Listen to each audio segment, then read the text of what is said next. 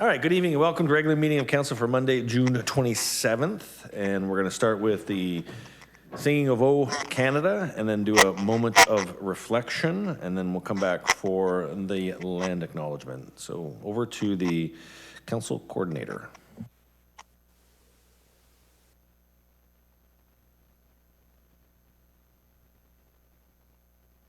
Oh, Canada, our home and native land, true patriot love in all of us command. Carton bras et porter le paix, il sait porter la croix. Ton histoire est une épopée des plus brillants exploits. God keep our land glorious and free. Oh, Canada, we stand on guard for thee. Oh, Canada, we stand on guard for thee.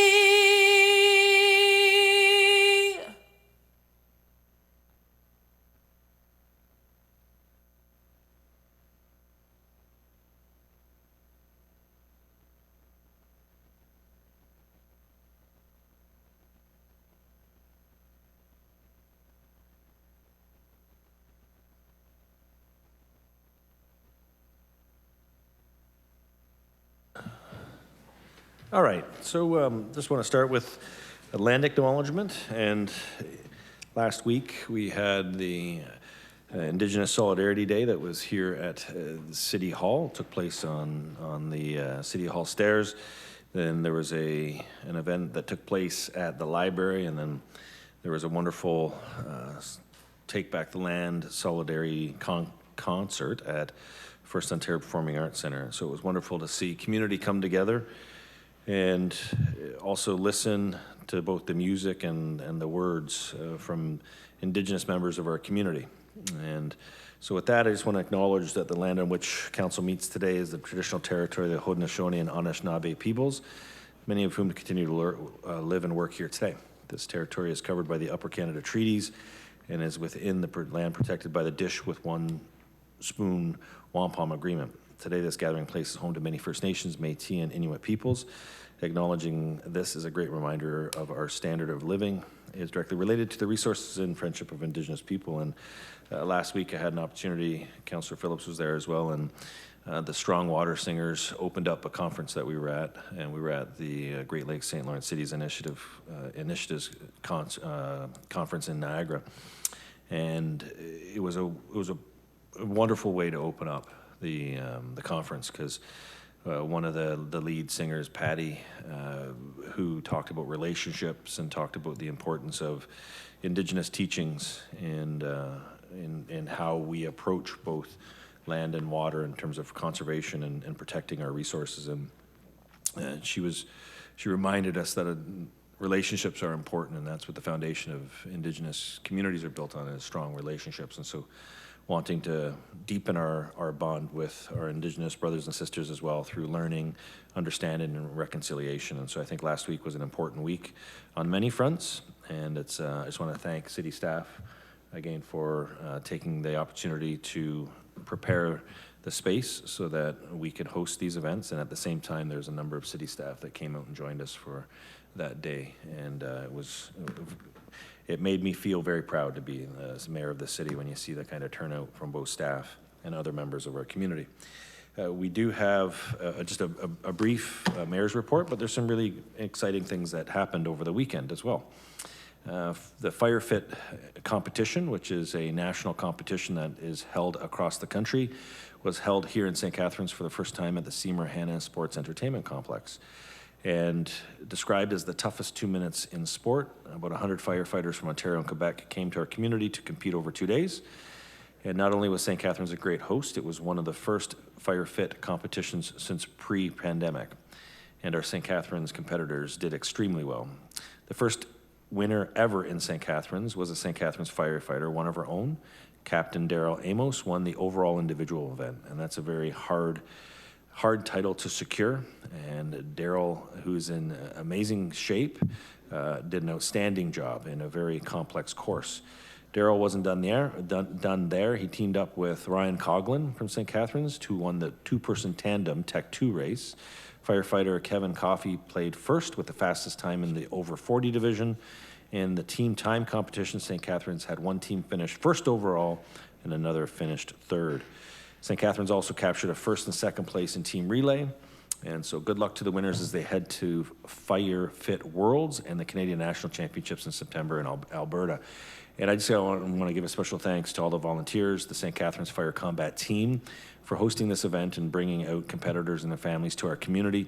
We're hoping that this can be a more regular event that takes place in St. Catharines. The Seymour Hanna Complex was a perfect location for this. And in talking to the organizer of FireFit, he's looking to bring the Nationals back to our community or back to our community for the first time.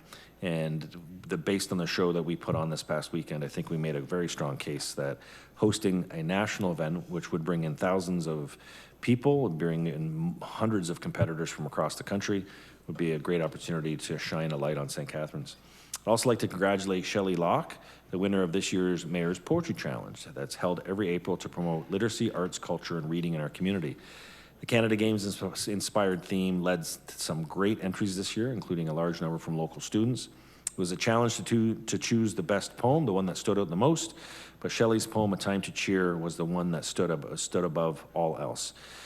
She captured the theme perfectly and receives a $200 monetary award. And a talented writer and artist, I'm honored to read Shelley's poem. So it's titled, A Time to Cheer. The world is changing, unfolding in ways unimaginable. Intangible forces invade our thoughts, stirring minds in frantic ways. Let's halt the grains of the hourglass for a brief moment in time, amidst a shared distraction with the ability to unite. For all to come together, let differences melt like ice after rain. We can strengthen our kinship.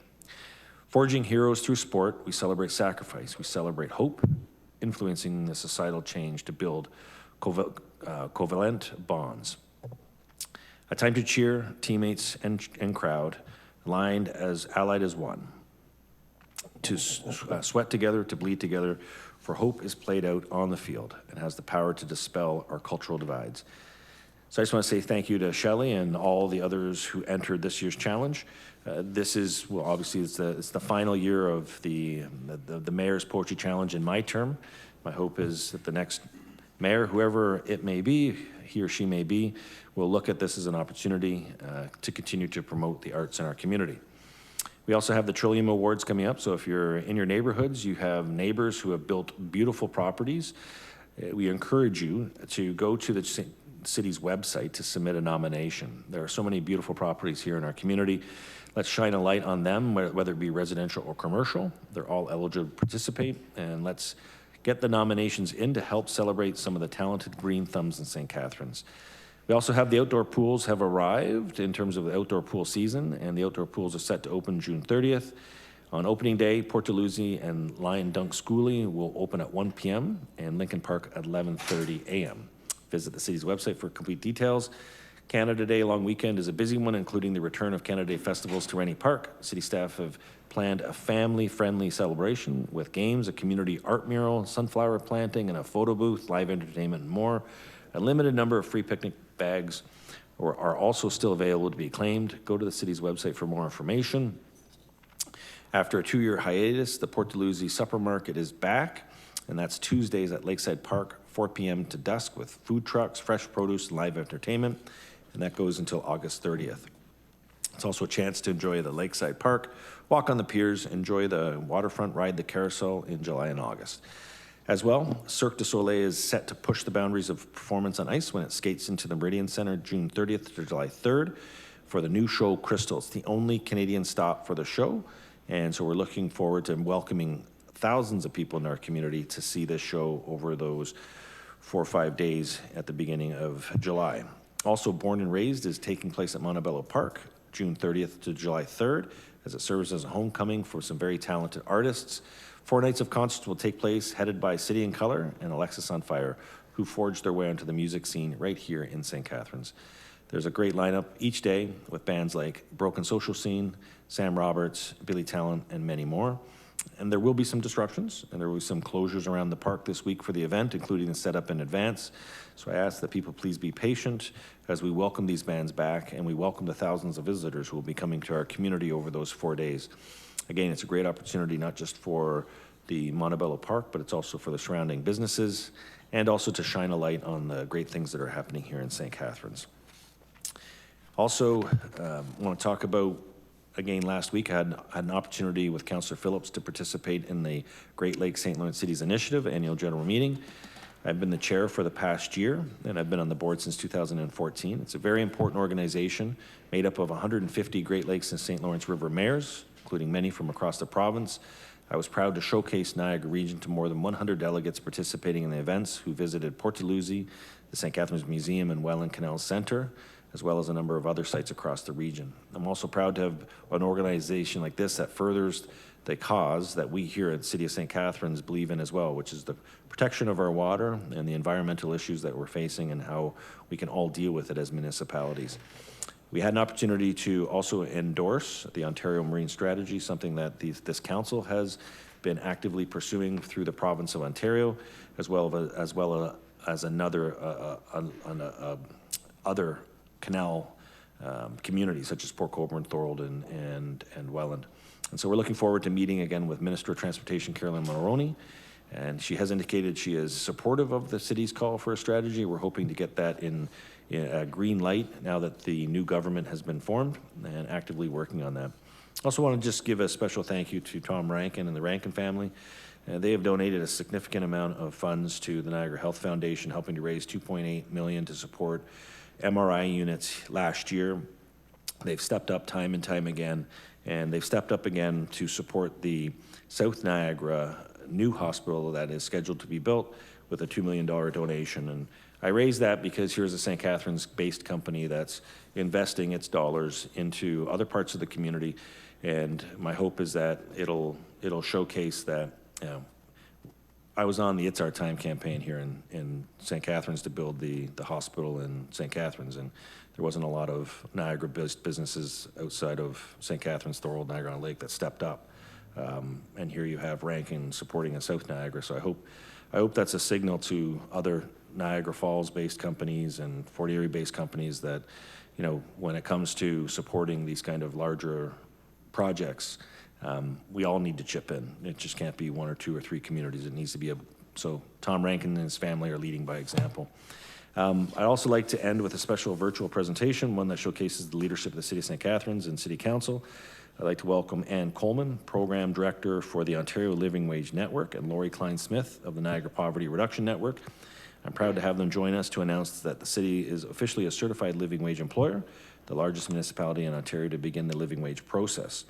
As part of this certification, the city has pledged to meet champion level requirements to 2024. While full-time employees are paid a living wage, this means part-time staff and employees of the city contractors will be brought up at least the minimum threshold of the living wage by 2024. So I'm going to turn it over to Ann, and I would like to acknowledge that Councillor Miller and Councillor Porter were very active in pushing the city to moving forward on the living wage as well. And so I just want to acknowledge their efforts as council. We all had agreed to do this, but there was a push that came from council as well, and it was greatly appreciated. So Ann, I'll turn it over to you. Thank you very much, Mayor and Council. And Lori, I'm really pleased that you're able to be here with me today as well. Lori's from the Niagara Poverty Reduction Network, and she and the whole network have just been very supportive of the living wage work that has been done within the Niagara region. The living wage is the hourly wage a worker needs to earn to cover not just their basic expenses, but to have a little extra to participate in community. And this is really important because there are many people who are working full-time, making minimum wage or low wage, and are still living in poverty. So when people are earning the living wage, it's really meant to get them out of poverty. Thank you so much for the commitment that you have made to make sure that everyone that works for the City of St. Catharines is earning a living wage. This really shows a lot of care for the community and respect for people who are working within your community. It's also a really great example for other employers within the City of St. Catharines and within the Niagara region, and a great example as well for other municipalities in Ontario and really across the country. So a huge congratulations to the City of St. Catharines for becoming a certified living wage employer. Thank you, Anne, and appreciate the kind words. Lori, do you want to add anything? Sure. First of all, I just echo everything that Anne said. And locally here, the Niagara Poverty Reduction Network has certified very close to 80 employers. And actually, this marks our largest employer in terms of sheer number of people who work for the City of St. Catharines.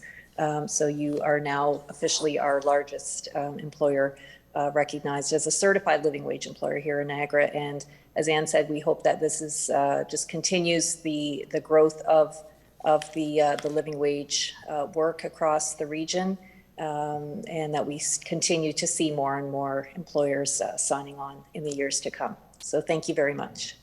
All right, thank you very much for that. And I do have the certificate that was supplied to us that verifies this. We'll be hanging this proudly down where the public can see it as well. So a symbol for what council and the community and our staff stand for.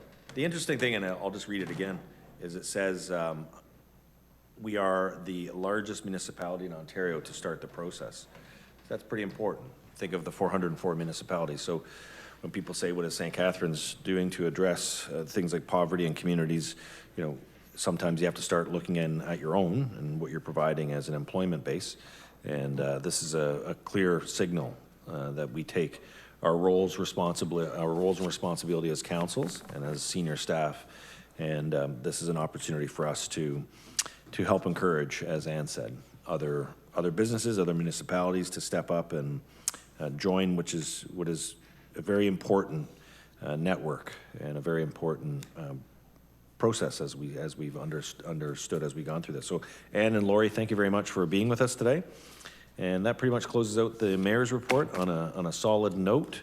And I'm gonna now turn it over to the acting city clerk, Kristen Sullivan. And so she's gonna take us through the agenda. And we do have some procedural things that we just need to discuss. So please keep your attention attuned. Thank you. So the following amendments are being made to today's agenda. For item 13.2, there's an additional reason to go into closed session. It's going to be pursuant to Municipal Act 2001, Section 239(2)F, advice that is subject to solicitor-client privilege, including communications necessary for that purpose. We've received notice from Councillor Porter that she would like to request that council waive the rules to consider two motions not appearing on the agenda. One is to reconsider the effective date of the municipal accommodation tax, and the other is a motion regarding support for migrant workers. In a moment, we will walk you through each of those items. The motion to waive the rules and the motion to reconsider will be discussed as part of the adoption of the agenda. If the procedural steps pass, then each motion would be discussed separately later in the meeting under the motion section. There's been one item of additional correspondence that's been added to Council Sugared Sink folder, and that's a letter from the St. Catharines Hoteliers regarding the implementation of the municipal accommodation tax. So there are the two amendments to the agenda that Councillor Porter wishes to bring forward. The first is a reconsideration of the previously decided motion regarding the implementation of the municipal accommodation tax. Councillor Porter has provided notice that she would like council to reconsider the effective date. Based on our review, the best way to do that would be to reconsider the very last clause of the motion. Procedural steps required is step 1, because this was not on the agenda. You need to suspend the rules. And that would allow Councillor Porter to bring forward this reconsideration motion today instead of at the next meeting. That requires a unanimous vote from council. If that is approved, then council can consider the motion to reconsider. As in accordance with your procedures, that requires a 2/3 vote. If that is approved, then the motion would be put on the floor under the motion section of the agenda. So that would be later on after the consent and discussion reports. So I'm going to hand it over to the mayor for that item first, and then we would do the second item. Okay. So we've got the direction, and the first one is to suspend the rules, allowing 10.3 to be considered. We have Councillor Porter making that motion, seconded by Councillor McPherson. Okay, so we've got on the floor. Now, I'm going to ask for a roll call here, and because it needs to be unanimous. So it's just the suspension of the rules. Councillor Porter? Yes. Councillor McPherson? Yes. Councillor Dodge? Yes. Councillor Kushner? Yes. Councillor Phillips? Yes. Councillor Townsend? Yes. Councillor Williamson? Yes. Councillor Sorrento? Yes. Councillor Miller? Yes. Councillor Littleton? This is only for the last clause to be This is- considered. Yes, just the last clause. Yes. Councillor Harris? Yes. Councillor Garcia? Yes. And Mayor Sendzik. Yes. And that's carried unanimously. So the next one is to suspend the rules related to, next one is for the reconsideration. My apologies for the reconsideration motion. So again, it's just for that last clause of the implementation date. So this is allowing the reconsideration to hit the floor. So we need 2/3 majority for this. And if this passes, then it will be considered tonight on the agenda. So we need 2/3. So I'll turn it to the clerk for the vote. Councillor Porter? Yes. Councillor Miller? Yes. Councillor Kushner?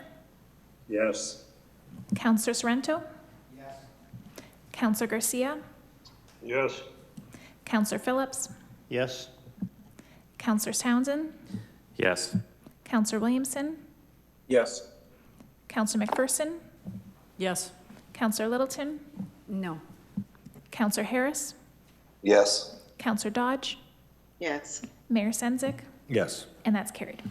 Okay, so that will then be placed in the appropriate order of the agenda. And the next one is related to the migrant workers. So because this motion was brought in late, it has to just have a suspension of the rules to bring it forward tonight. So again, it's a first vote in favor of suspending the M6.4. And this will require unanimous support in order for this to be discussed tonight. If not, it'll be on the agenda for the next meeting of council. So I'll look to, we have a mover and a mover is Councillor Porter, seconded is Councillor Miller. And I'll look to the clerk to call the question. Councillor Porter? Yes. Councillor Miller? Yes. Councillor Littleton? Yes. Councillor Phillips? Yes. Councillor Sorrento? Yes. Councillor Williamson? Yes. Councillor Townsend? Yes. Councillor McPherson? Yes. Councillor Kushner? Yes. Councillor Harris? Yes. Councillor Garcia? Yes. Councillor Dodge? Yes. Mayor Sendzik? Yes. And that's carried. Okay, so this will be on the agenda under motions as well. And any other further amendments to the agenda tonight? Seeing none, I need a mover and a seconder. I'll take Councillor Harris, seconded by Councillor Sorrento. All in favor? Anyone opposed? Seeing none. Adoption of the minutes from June 9th and June 13th. I need a mover and a seconder. Councillor Phillips, seconded by Councillor Harris. Any amendments to the minutes? Seeing none, all in favor? That is carried as well. And any conflicts of interest this evening? I'm seeing no conflicts. Move to the consent reports. And any items lifted from consent? Are there any items being lifted from consent? Seeing none, I need a mover and a seconder to Councillor Phillips, Councillor Miller, and I'll turn it over to the clerk for the recorded vote. Today's consent agenda includes item 6.1, report regarding the 2022 SCIP funding recommendations, round 1 and 2. Item 6.2, report regarding Niagara Symphony Orchestra line of credit extension request. Item 6.3, demolition permit for a non-contributing heritage property in the Port Dalhousie Heritage Conservation District at 3 Peel Street. Item 6.4, update on Niagara Region Transit Commission, establishment of the Niagara Transit Commission as a municipal service board. And item 6.5, council correspondence. So Councillor Phillips, Yes.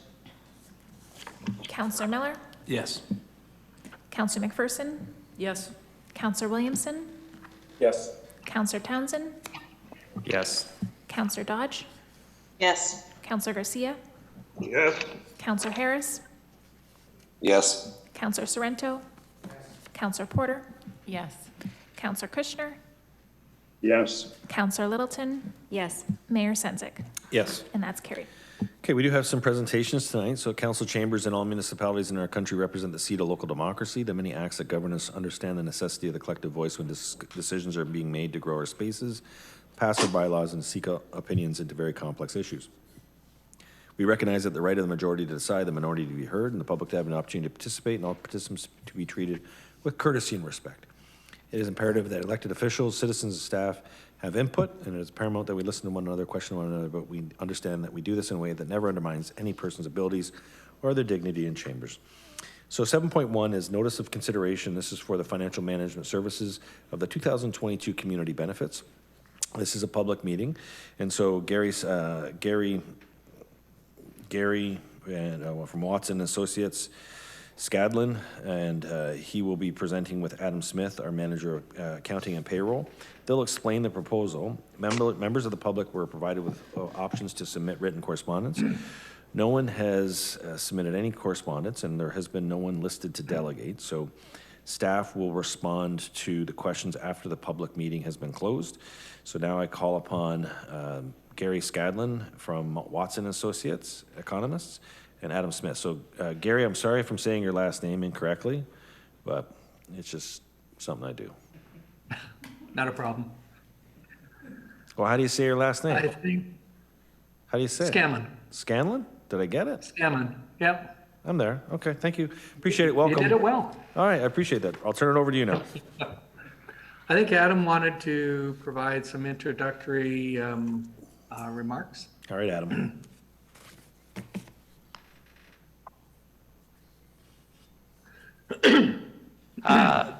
Sorry, actually, I don't know that I had any introductory remarks. I will kind of jump in at the end just with an update on some of the other public consultation that we've done. But just, I see the following presentation is currently on the screen. We're just testing you, Adam. Just want to make sure Yeah. you know we're on the right page. There you go. All right, I think we'll turn it back over to Gary then. Thank you. It's a little easier to do this presentation. I think that'd be a loss for the other one. So it's a pleasure to be before council. We've been working with staff and have been working with the task force committee to review a number of different elements. This is to some extent a new or a refined, revisited piece of legislation. So I'll take the opportunity to go through what the legislation change is, and then kind of go through the basics of the calculation, and we'll go from there. Next slide, please. So this just goes through the highlights of what I'd like to cover tonight. I would note that we released a document that's called the Community Benefit Charge Strategy, and that was released on June 9th, and that's part of the mandatory requirements prior to considering passing a community benefit charge bylaw. Next slide. And this just summarizes the process. We started the latter part of last year and with staff, And we've come through and we've met with the task force on a couple of different occasions, in part to provide background information and to receive input from all of the members, which helped to guide us in developing the bylaw. Tonight's public meeting. Subsequent to this, on July 18th, council can consider the elements of the bylaw. Next slide. And again, please. So in their Section 37 of the Planning Act has historically been called the community benefit charge. It historically was to impose a charge on developments that either exceeded the average height across an area of the city or for increased density. And in those particular cases, the municipality could negotiate with the developing landowner to receive additional contributions or community benefits, which could be in-kind contributions, public art, money, dedication of extra parkland, etc. If you recall, there was the Bill 108 process that the province took us through, and that document was seeking to change 16 pieces of existing legislation. Well, Section 37 of the Planning Act was one of the areas that got modified. And as I say, we'll go through what it's done. So really what they've done, instead of imposing a charge on just certain developments that have higher density or greater height, the province has looked now to impose a charge or allow municipalities to impose a charge where the development is at least 5 stories or greater and contains at least 10 residential units.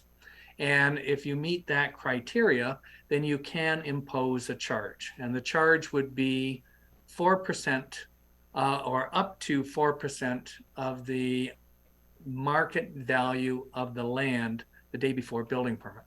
So go from this very unique historic piece of legislation to one now that can apply across any development that's at least 5 stories, minimum 10 units, and you'll pay up to 4% of the land value. I say up to 4% because we have to go through a process in order to justify imposing the 4%. So it could be 0, could be 1%, 2%, up to at least 4, but we can't go past 4.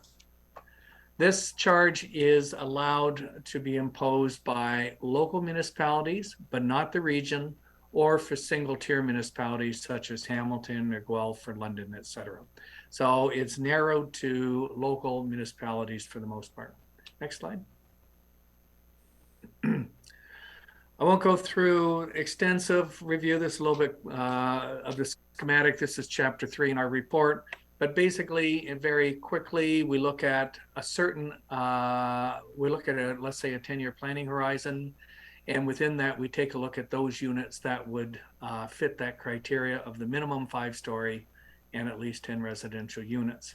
So that's the only area we would focus in on, imposing a charge, because that's what the legislation limits us to. The types of costs that we can recover are, for the most part, anything that's not a development charge service can be included as part of the CBC, funding for the CBC. Can also provide for additional parkland contributions over and above the minimum amount that you could get through your parkland bylaw. There are certain cases where we might be able to cross into development charges, but we've left development charges out of the mix because we want to just have services under the DC are very clear, and the services we're recovering under the CBC, once again, are completely clear. And we go through, and I'll go through the details of how we get to the calculations, but there's a process on which we do a calculation to justify the 4%. Next slide. And again. So I've noted we've looked to isolate the growth which relates to this form of development. So we've looked out over the next 10 years. You can see the forecast is to provide for about 6,554 residential units over that time horizon. You can see there's about 700 single and semis. There's about almost 1,800 multiples. That leaves you with, in total, about 4,000 or almost 4,100 apartment units. Now, not all of the apartment units are going to meet this criteria. You could get, developments that are 4 stories or less. You could get additional units being built in single-family homes, et cetera.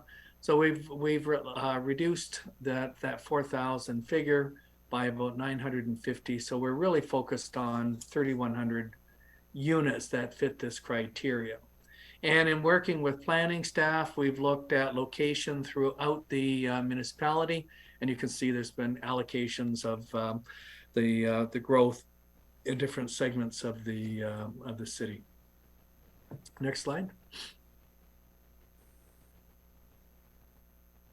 Associated with those areas, we need to, as I've noted, the charge would be, the applicable charge is up to 4% of the market value of the land the day before building permit. So in doing our calculations, we've looked at the units, we've looked at the areas, different parts of the city, we've looked at the land values associated with it. And as we move across from left to right, you can see the areas of the city. You can see the units that we worked with planning to identify what's coming through the development process. We've got assessment information, so we've looked at the average value of the land in that area. We've taken the units and we've divided them by the average units per acre to come up with an estimate of the total acres. And then we've multiplied that by the land value to come up with an estimate of the land, the value of the land on which these units will be located. So if we look at all that development, the market value of the land would be worth about almost $130 million.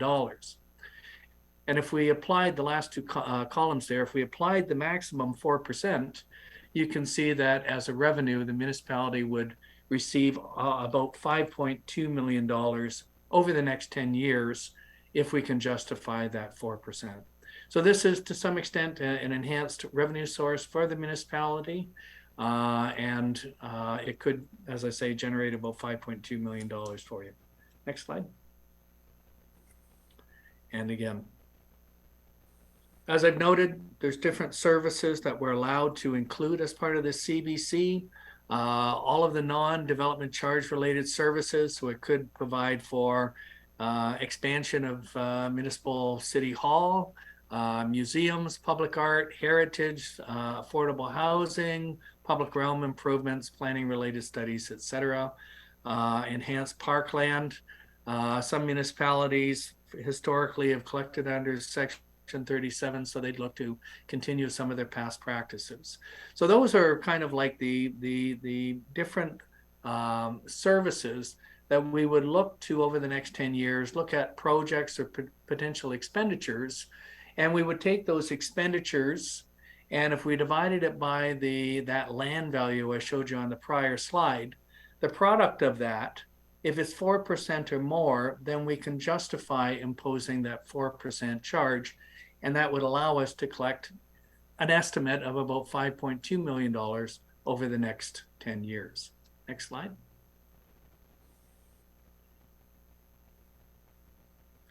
And just to, when we're looking at projects and such, how do we kind of look to what portion of those projects would be apportioned to this particular type of growth? And this schematic is just showing you, to some extent, kind of the mapping that we've used in order to allocate the cost. So if we ended up with a cost of $1 million, let's say, for a project, and this is what we would deem like a citywide project, maybe municipal parking or something like that, then we would, if it was in the DC realm, we'd be deducting 31% for non-residential, leaving 69% for the res. So if we look on the bottom, of the $1 million, 690,000 would potentially be attributed to the residential sector. Now, when we move to the middle columns there, you can see we need to say, okay, how much is actually going to benefit the high density versus the low and medium density? And you can see that it would be 56% of the 69% would carry on in our calculations. And then when we hit the next level, not all of the high density will be charged this particular charge. So we then take 77% of the product of the other two calculations. And at the end, we end up with, if we started with $1 million, we could recover $300,000 for this particular, these particular types of projects. So it's not a full funding source, but it gives you a contribution towards certain works. So this particular one would work out at 30%. And if we go to the next slide, because of a slightly different way of adjusting or recognizing the non-residential versus residential, for things more of cultural related, heritage, etc., we could recover up to 41% of those projects. So of $1 million, we can get funding for about $410,000 towards those projects. Next slide. And again, please. So when we've looked at different categories of services, we have growth-related studies, we have CBC strategies, cultural and public realm. There is a provision in there related to affordable housing, and that's for housing action plan. So some municipalities, and I'll touch upon this at the end of the presentations, but some municipalities are seeking to generate some contributions towards affordable housing. But those are places that have already developed an affordable housing action strategy and have identified costs which we could consider to be funded through the CBCs. So we've provided for at least contributions to consider this housing action plan to be funded through the CBC. And then you can see there's other infrastructure. In total, we've identified at the beginning almost $40 million of gross costs. And after we go through the deductions, we end up with a net cost of about $13.6 million. And applying those different percentages, we, through this calculation, would identify the potential recovery of $5.4 million. Now, if you divide that by that land value that we talked about, we've justified a percentage of 4.2%. Now, if you recall, I said that we can't go any higher. It's capped at 4%. So we've identified that we're close to, and actually a little bit in excess of the 4% contribution maximum. Next slide. And again, please. So if council considers the bylaw, then the bylaw that would be passed would allow the municipality to impose 4% on developments that hit the 5-story and at least 10 residential units, like 5 stories and above, at least 10 residential units. And that would generate up to about 5.2 million. There are mandatory exemptions that have been provided for in the Act. So basically, buildings that don't meet that 5-story plus 10 units, whether it be new or redevelopment.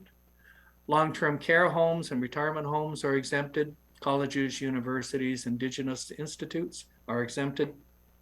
Most type of buildings provided by the Royal Canadian Legion, not-for-profit housing, and hospices. So those are the mandated exemptions that are provided for in the legislation, and we would incorporate that obviously within the bylaw. Next slide. And one more time, please. So we've talked about affordable housing with the committee, and I did note there are a couple of municipalities that have advanced themselves to the point that we could consider including some costs into the CBC. At this particular point, as I've noted, there's probably two different aspects of affordable housing. The first is, can we take some of this money and build affordable housing units or encourage it in some way? So we've at least taken the first steps towards funding the housing, the Affordable Housing Action Plan. Once you complete that process, part of the funding eligibility can arise through that. So we'll be able to identify the works and include it within this 4% funding envelope. So we're partially funding it right now until you develop a full program. So that's the one aspect, is we'd be looking to use these funds, or the city would look to use these funds into the future. The second part is to acknowledge that there will be some private developments who will be providing for affordable housing. And similar to the development charge, we would look to, outside of the CBC bylaw, to provide for a grant that would be the equivalent of what they would pay under this, so that you'd have a program to, once again, reduce or remove the additional cost of this bylaw onto those particular types of units that fall into whatever you deem the affordable housing exemption should provide for. So that's something staff are going to be working with in addition to the development charge grants, and that'll be coming back for council's consideration. And next slide. Next steps, as we've noted, is July 18th. We would look to come back and have council consider the draft bylaw that's been circulated. And upon passage, then we would look to start imposing the charge. And that completes my presentation, Mr. Mayor. I think there's some conclusion comments by Mr. Smith. All right, thanks. If we can go to the next slide. So just, again, the community benefits charge, we're doing this public meeting tonight. However, it's not the only public engagement that we've completed through the process. So I'm just going to quickly kind of run through the Development Studies Task Force in a little bit more detail than what Gary touched on, and provide an update on the Engage STC survey results that we have. So if I could get the next slide. So for the Development Studies Task Force, as Gary noted, we did have 2 meetings with them on May 19th and then again on June 15th. So at both meetings, there was information provided to go over, and presentations provided from Gary at Watson and Associates. At the June 15th meeting, there was a motion passed by the task force that the Development Studies Task Force endorses the staff recommendation on community benefits charges, and that the task force recommend that City Council approve the community benefits charge bylaw, and also that any grants related to community benefits charges be funded in order to replenish the community benefits charge reserve. And that motion was unanimously supported by the members of the Development Studies Task Force on June 15th. Next slide, perfect. And the other piece of public engagement that we've done is the Engage STC survey. So the community engagement survey was launched on June 10th. It was open for 2 weeks. It was communicated through the city webpage, posted on social media, and part of a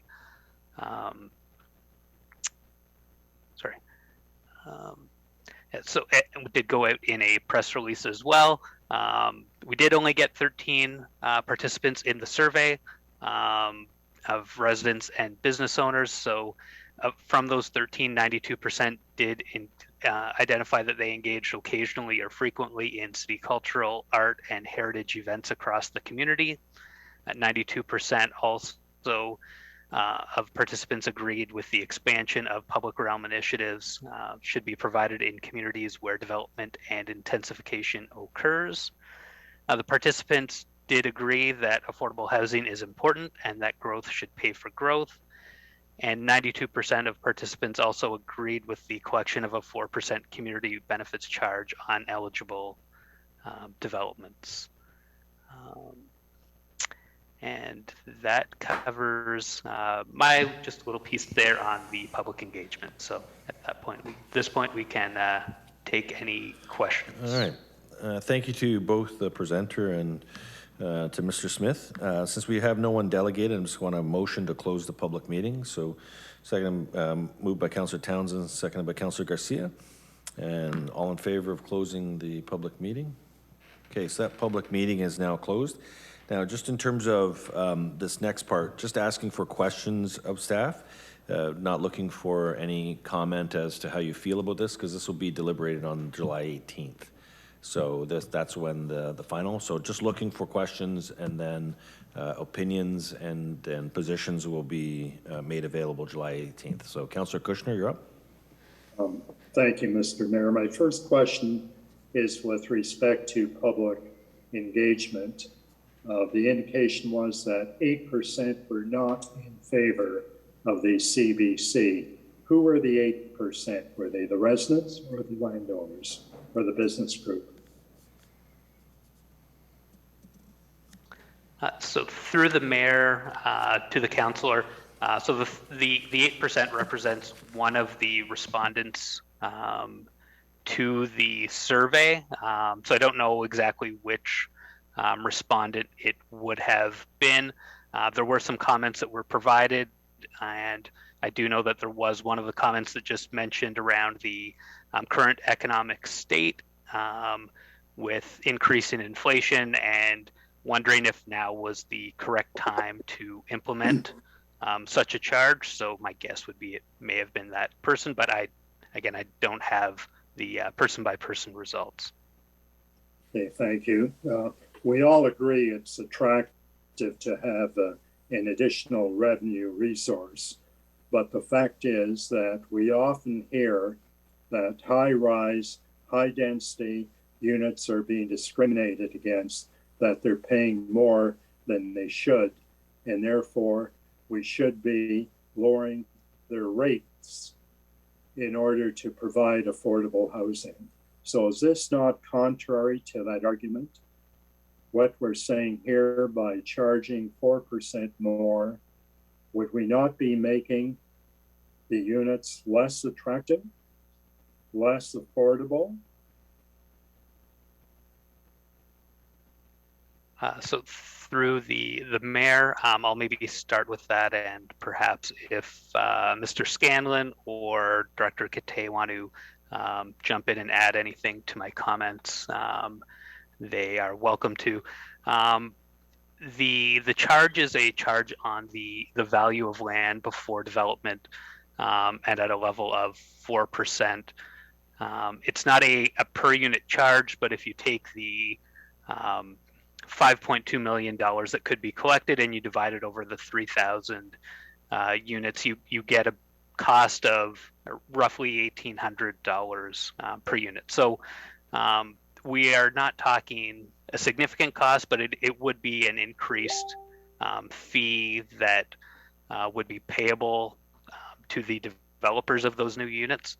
Now, what that fee goes into paying for, again, is all of those community benefits. So those things that make people want to live in the community. So there is a bit of a balance there. And when it comes to affordable housing, or like what we would kind of call probably look at as subsidized housing and affordable housing, we have talked about grant programs to offset the impacts for those. So I don't know if Gary or Tammy had anything you wanted to add. Certainly, thank you. And through the chair to the councillor, the original principle behind Section 37 community benefits was that for properties that were seeking increases in density and height, that the financial contribution would go to things in the public realm that would help offset perceived impacts from that development. What we're seeing now is a transition to a new style of program where it very much separates development charges and community benefits and makes them more predictable for the development community up front. What we heard from the development community throughout several of our development studies as we've gone along, but also in previous municipalities that I've worked in, is that community benefit discussions always took place at the end of an application. So at the very start, when a developer picks up a property, is when they prepare their pro forma on how much they're going, how much the construction is going to cost, what their carrying costs are going to be, and when they anticipate on going to occupancy and receiving their finances at certain intervals. And then it was at that point that they would suddenly be hit with the community benefits charge that they had no way of knowing how to insert into their pro forma. So the new program helps offset that by making it very clear at the outset to what those charges can be, so they can work that into their pro forma. So it's not necessarily that the development community hasn't been doing this or that it's a new charge. It's making it more predictable that they know what it is up front so that they can include that in their pro forma as part of their development. But it also goes to improvements in the city that they can use for marketability of their property, and improves the greater public realm for the community at large, as well as our cultural programs. So at the outset, it might seem like it's a charge, but it's one that we should have had in place a long time ago to help support our community moving forward. Yeah, but the question remains, does it not increase the cost of providing those units? And if that's the case, it makes them less affordable. Through the mayor to the councillor, development charges for high density developments are reduced accordingly because they benefit from not having to install as much new infrastructure. So you could say that a minor charge like a CBC could make a unit more unaffordable. However, the offset there is the difference between what a single or a ground-oriented form of housing would pay for DC versus a multi-unit building. So it's not necessarily an affordability issue, and it's not necessarily something that would suddenly make a unit no longer affordable. Well, I find it interesting that on the one hand, we have CIP to make units more affordable, and on the other hand, we would be suggesting this. Thank you. Councillor Williamson? Thank you, Mr. Mayor. Through you to the Director of Planning, Ms. Kite or Mr. Scanlon. The community benefits seem to be fairly prescribed. Could they be applied to, we've got to reduce our carbon footprint. Can these community benefits be in terms of environmentally better built units, or for them to include solar panels or green roofs or other mitigation strategies, better insulated buildings, better insulated building envelopes? That's not included in this program at all, or could we stretch it to include some of those? I'm happy to answer the question, Mr. Mayor. So there are, part of the definition is to identify capital related costs. We are, there's no real restrictions, so to speak, but we need to, make the link between development and the capital related costs, and then go through kind of the calculation process that we presented. So potentially there might be something, it would have to be identified. I do know that some municipalities have sought to use, let's say, a development charge or other types of fees or charges as a mechanism to encourage some of these other things. So they may look at some type of 5% reduction on a DC if you do certain things. So that could be considered, but at this particular point, I would probably suggest that be part of the review or the grants program that you would consider outside of the adoption of this bylaw. But you could consider these alternative grants for initiating any of those particular environmental related encouragements or inducements. Thank you. Mr. Scanlon, are you aware of any other municipalities that have done it, have used CBC for that purpose? Well, through you, through the mayor, right now, there's only 2 bylaws that have been passed. Everybody is over the next 6 weeks. There's probably about another dozen, or six to 8 weeks. There's probably another dozen that'll be before council. Right now, we only have Hamilton, which was the first, and then Mississauga, and they don't contain those provisions in there. And none of the other clients that I'm working with have considered those within the bylaw. But as I say, if outside of the bylaw, there are some additional grant programs to encourage, those elements, that they could be considered through that process. Thank you very much. Thank you, Councillor. Thank you.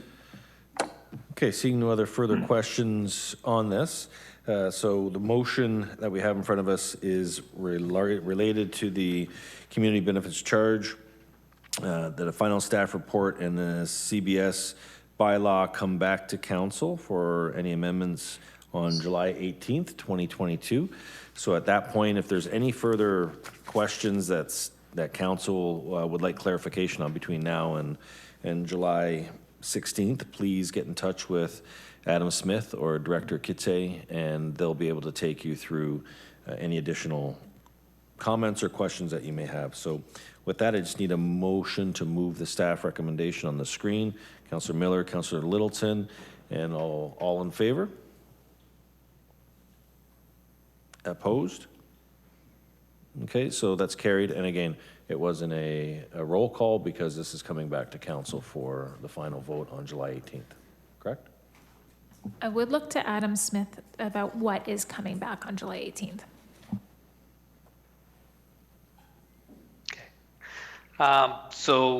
Through the mayor, what we would intend to come back on July 18th at this point would primarily be perhaps just essentially a covering report with the bylaw for approval.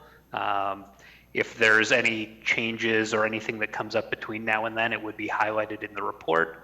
But that would be what we'd look to have come back. It's just a brief report identifying any changes in the bylaw. Okay, so between now and then, if there's any concerns of council, you want to get them into Adam Smith. Okay, that's carried. All right, then the second meeting is one that's being all brought together as 2023 Schedule of Rates and Fees recommendations, amendments to the 2022 rates and fees for municipal special event parking, and food trucks and mobile vending carts on city-owned parks and facilities. This second public meeting will combine the 3 items, 7.2, 7.3, 7.4, as all 3 reports relate to the city's rates and fees.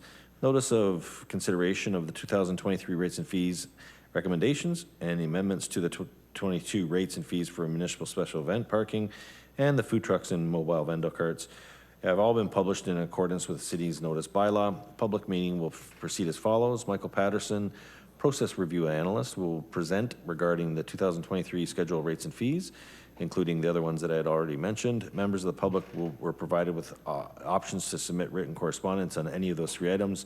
No one sent anything in writing. Today's public meeting is held electronically and members were available to delegate. The following individuals have requested to speak: Mr. Matthew Sherman and Miss Rachel Braithwaite, and they will be presenting after Michael Patterson does his presentation. We will then have the 2 public speakers, and then once the public meeting is closed, the report will be each report will be considered separately. So now I call on Mr. Michael Patterson, who will have a PowerPoint presentation.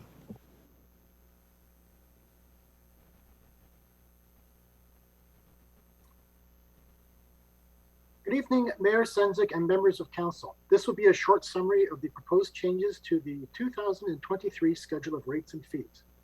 On the next slide, I will outline the authority and rationale for fees. The legislation primarily responsible for governing rates and fees is Section 391 of the Municipal Act. Rates and fees are charged for goods and services provided publicly by the City of St. Catharines. The idea for charging fees is that those who distinctly benefit from a particular good or service should be the one to pay for it. Next slide, please. Every year, rates and fees are reviewed by staff using a multi-stage process. The first step in this process involves setting a starting point for an inflationary increase.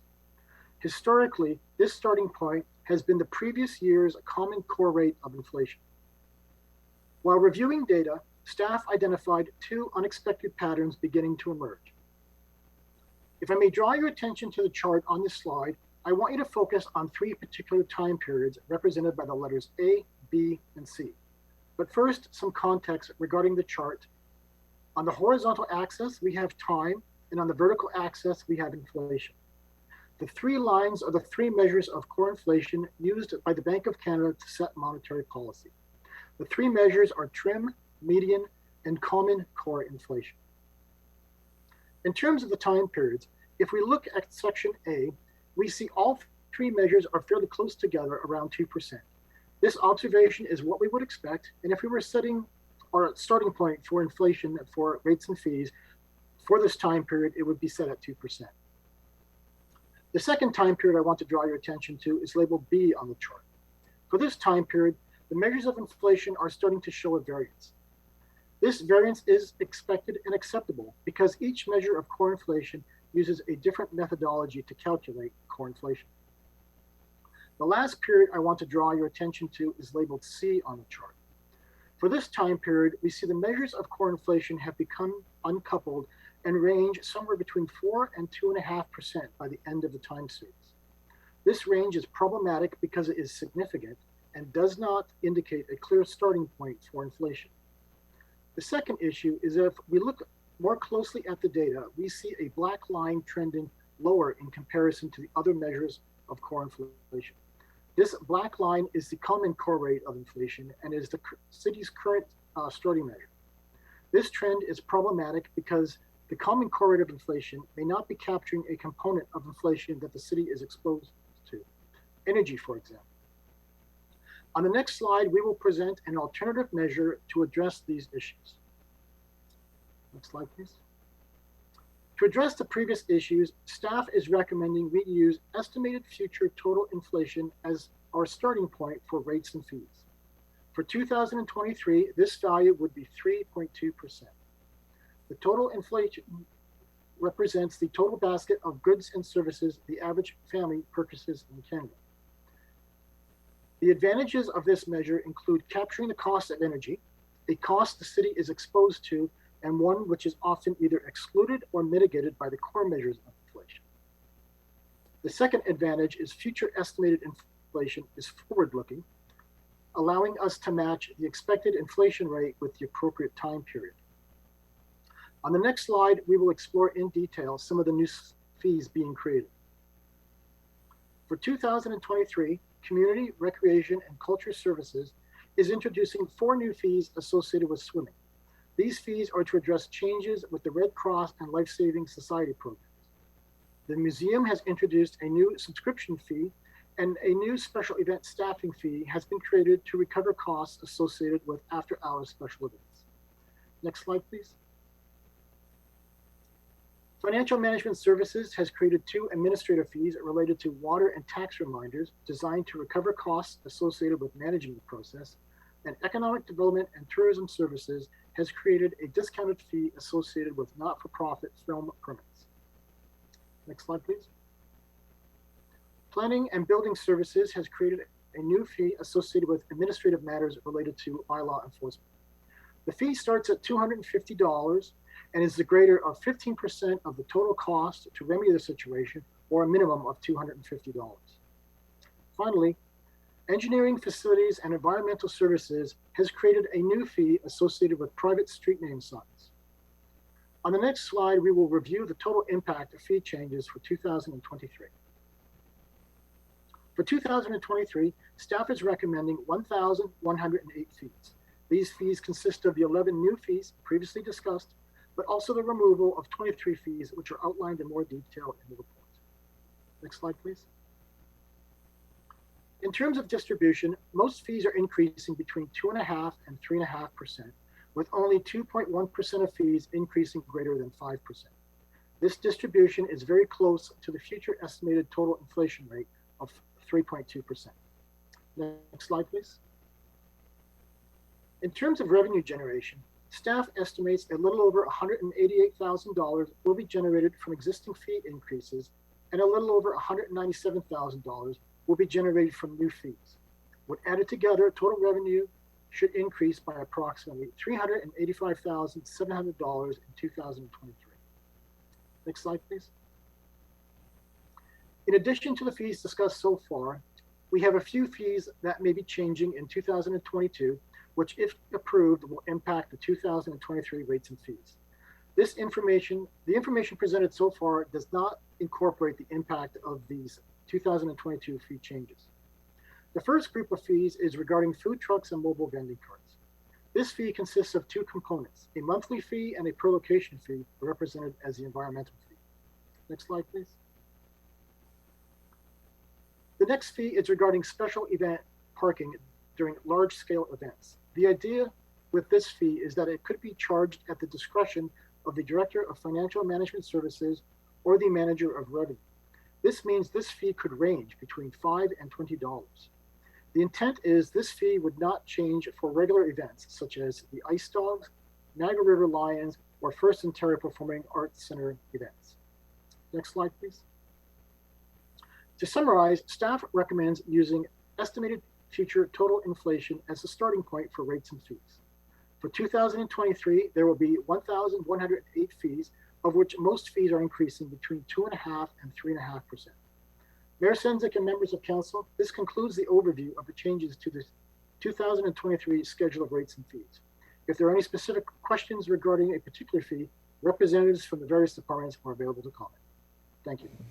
Okay, thank you, Mr. Patterson. So we're going to go to the delegates first, and then we'll go to the questions. So the first delegate to speak is Mr. Matthew Sherman, and he will speak. And then if there's any questions of council to the delegate, you're more than welcome to ask questions. So turn it over to Mr. Sherman.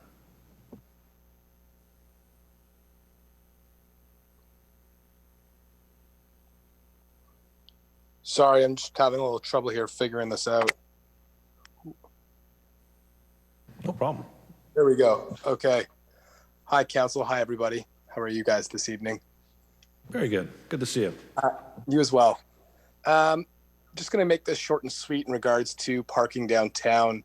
Parking downtown has been, I'd say without doubt, one of, if not the biggest challenge for my business. Every time there's a major event, like an Ice Dogs game or a massive event at the PAC Center, the amount of parking that's available downtown is extremely limited. We had this conversation before in regards to that there was available spots in the parking garages, but it will just simply say lot full. And this is when the fees are $5. Now, the concerns that I have are that whenever you raise the parking fee for an event to $20, that's more than the cost of the admission to visit my establishment. It's more than a hamburger costs at Hamburger, the restaurant. There's tons of businesses downtown who, where people, our patrons, are using the downtown parking facilities in order to visit these downtown businesses, and it's deterring business away. I mean, not only are the major events taking up whatever limited parking we have, but you're deterring other people from coming down because at $20, it's extremely expensive. Now, I understand this is only at city lots and it's not in all spaces, but the street parking will be the first, as it's free or limited or minimal cost. It'll be taken up initially. Also, too, my experience is that the city events, Ice Dogs games, etc., all happen at 7 o'clock. And a lot of my business in particular starts at 8 o'clock. So by the time my patrons get there, there's typically no parking to begin with. Trying to convince somebody that $20 a spot is going to be okay when it was used to be $5 for event parking is a tough pill to swallow. And I think it's going to significantly impact my business in a negative way. And I feel that way. I'm actually disappointed that a lot of other people aren't here to speak today from other businesses, but I think it will negatively impact a lot of businesses downtown when all you're doing is trying to go for a quick bite to eat or, going to the gym or one of the many things that you can do downtown. If parking is $20, even if it's only sometimes, it doesn't matter. It's typically on the evenings and weekends, which is when a lot of these businesses have their best operating hours. That's basically all I wanted to say. Okay, we got some questions. Thank you, Mr. Sherman. I got Councillor Townsend. Thank you, Mr. Mayor, and thank you, Mr. Sherman, for being here tonight, and look forward to your upcoming lineup. You do have a stellar lineup coming up at the Showtime Comedy. My question is to you as a longtime business owner downtown. What is your vision and strategy? What would you like to see done with parking downtown? You've been downtown for a long time, and I'd be curious to hear kind of what your idea is with, a solution for parking. For sure, I appreciate that. I mean, I have a lot of opinions. I don't think I can answer all those opinions in a quick question, but I mean, I've always been an advocate that we don't have enough. The argument is that we believe that parking for the downtown core is a lot bigger or a lot further, let's call it, than where people are willing to park. People will not come to my establishment and park 12 blocks away or 15 blocks away. They just won't do it. They will literally call us and say, I couldn't find a parking spot, please refund my money, and drive home. They're not willing to park on York Street, even though that's maybe considered, or past Montebello Park. They will not consider that as an option. I understand that they may take training or years, but charging them $20 isn't going to work either. So, I mean, for one thing, I'd like to see the bylaw removed in the city of St. Catharines, which says you cannot tear a building down to create parking. That would actually increase the service parking. I think a lot of properties don't have much going on, or there's a lot of vacancies that we could increase the amount of surface parking in the downtown core. I'd also like to see, I don't know. I'd like to see the parking be more accessible. Maybe more drop off and loading zones for Ubers and cabs. I'd like to see maybe a shuttle service or some kind of other thing that can bring, when you have thousands of people coming down for the Ice Dogs game or something to that effect, maybe some community shuttle service or something where you park at the Penn Center or you park at another place and people get shuttled in, and so you don't have to use thousands of dollars or cost each person $20 a head, $20 a car.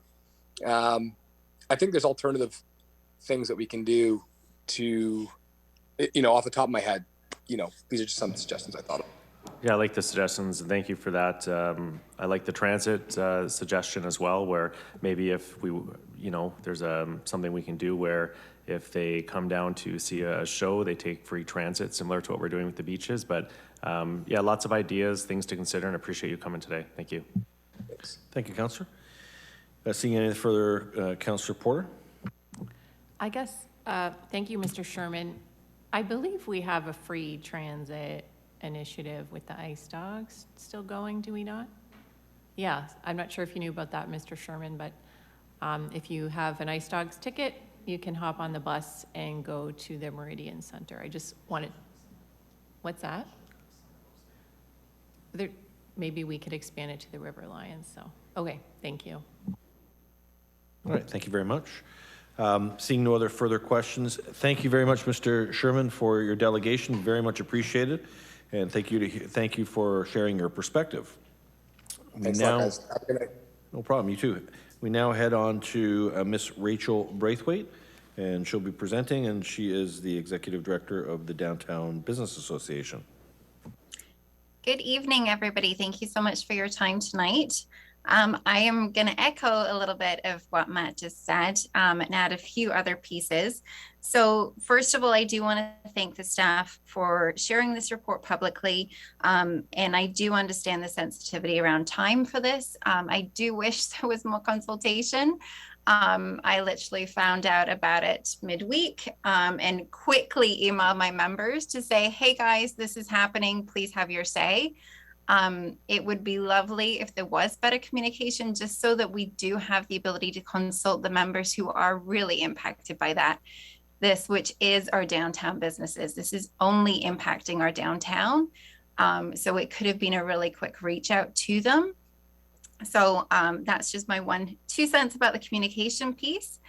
The other piece is, as this is only downtown that is impacting, and as Matt clearly identified, this will have a huge impact on our downtown businesses who are all still in recovery mode, big time. If you're going retail shopping, you're not going to go and park for $20 to go look at something that you might want to purchase. So it really, hinders the success rate of our businesses. A lot of our businesses may end up closing on event days, which will not be really the nicest perception that people coming for events to our city will want to have. We will look like a very closed city. So I do have a number of huge concerns with regards to the impact this will have on our members big time. And, talking about solutions, one of the solutions, I did bring this up with the Ontario Business Improvement Area Association, and there's not too many BIAs actually that do have this charge, these event fees. Obviously, Toronto, Guelph was another one, and one suggestion that they had was that it's built into the ticket price. So it really only impacts those going to the event. So for example, if you're going to go see Elton John at the Meridian Center, then maybe there's a few dollars added to your ticket price that everybody pays, and then parking is included with that. Then our small businesses can still say, hey, we have free parking. Because the other challenge that we have with this not knowing what the price may be, not knowing when the event may be, because there really is no matrix for that, is how do we communicate that? So we've been really plugging our marketing to say, hey, come shop downtown, park for free and shop downtown and support our local businesses so the money can stay in our economy. We can't say that anymore. This whole summer we have downtown promenade, and our big plug has been park for free and come explore downtown.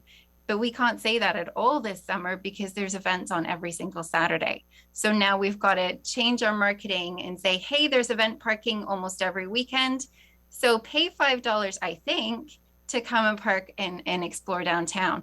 That's a much harder sell. So just some things for us to keep in mind on that piece. Just to go back on communication too, is our businesses can communicate with their patrons through social, and we can communicate with our members.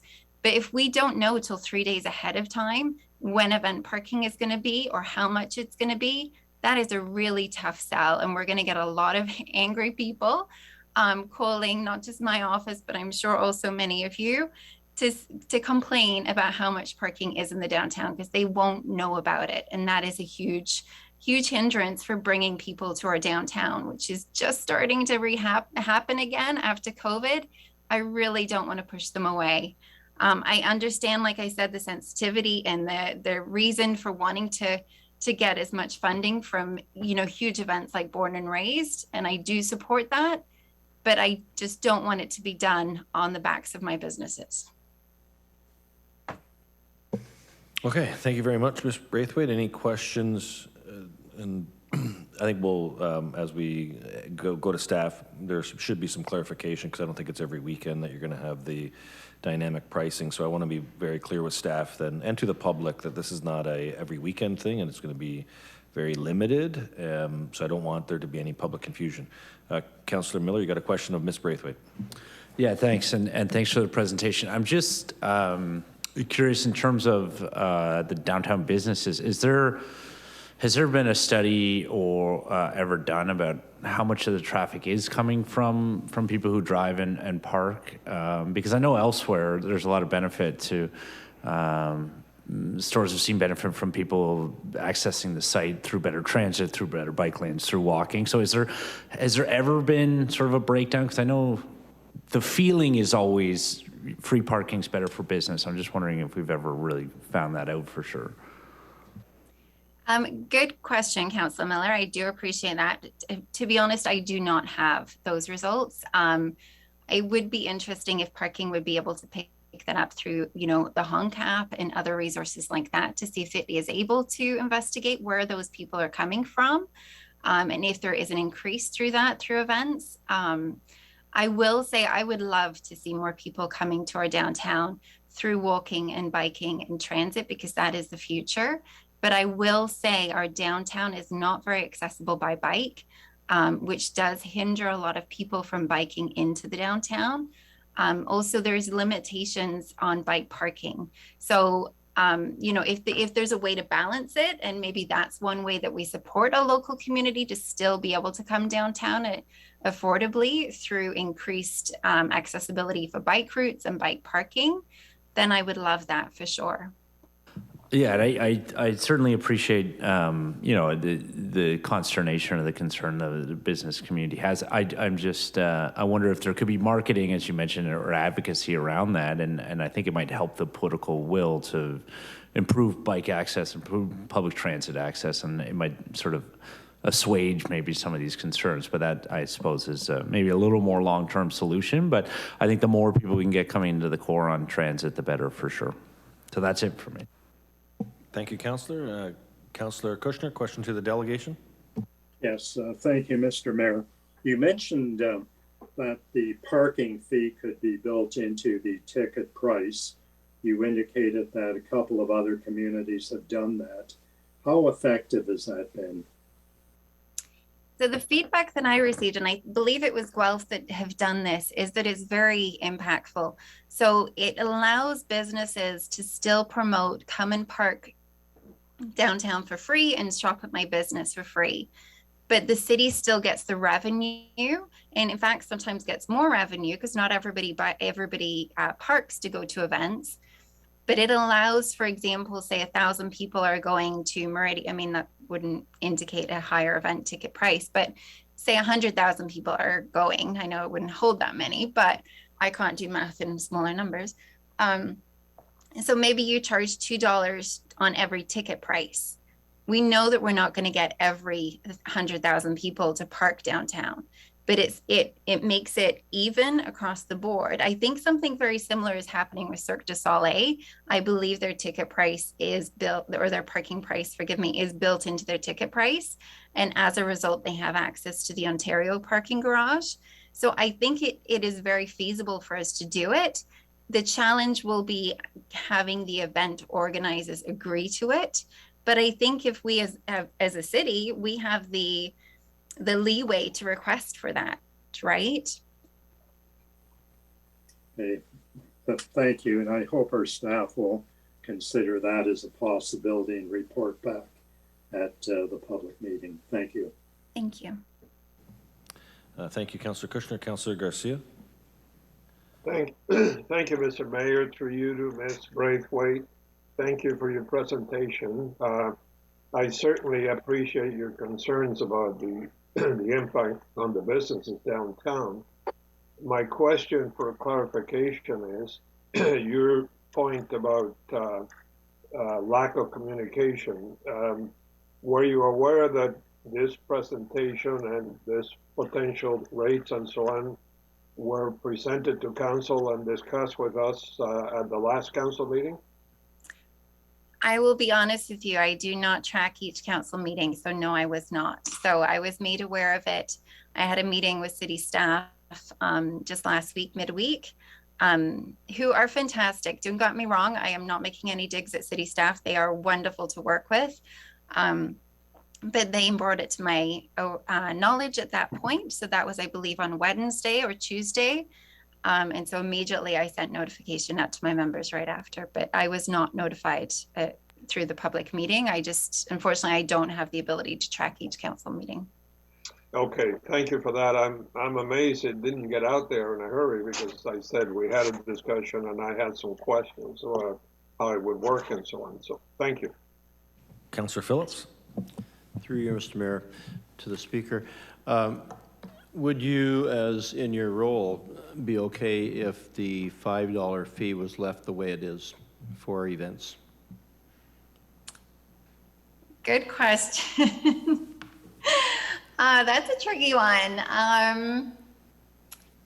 I mean, to be honest with you, it's not something I have polled my members on. I know that I do get a lot of complaints from my members with regards to the $5 fee, especially in certain lots. They seem to be more contentious than others.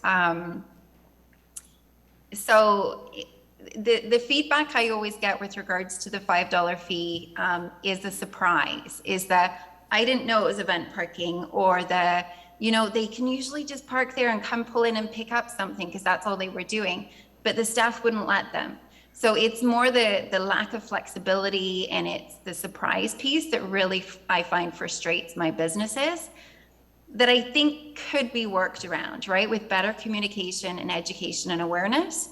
So it's not that we're saying free parking 24/7. I think my businesses get that that is not necessarily feasible.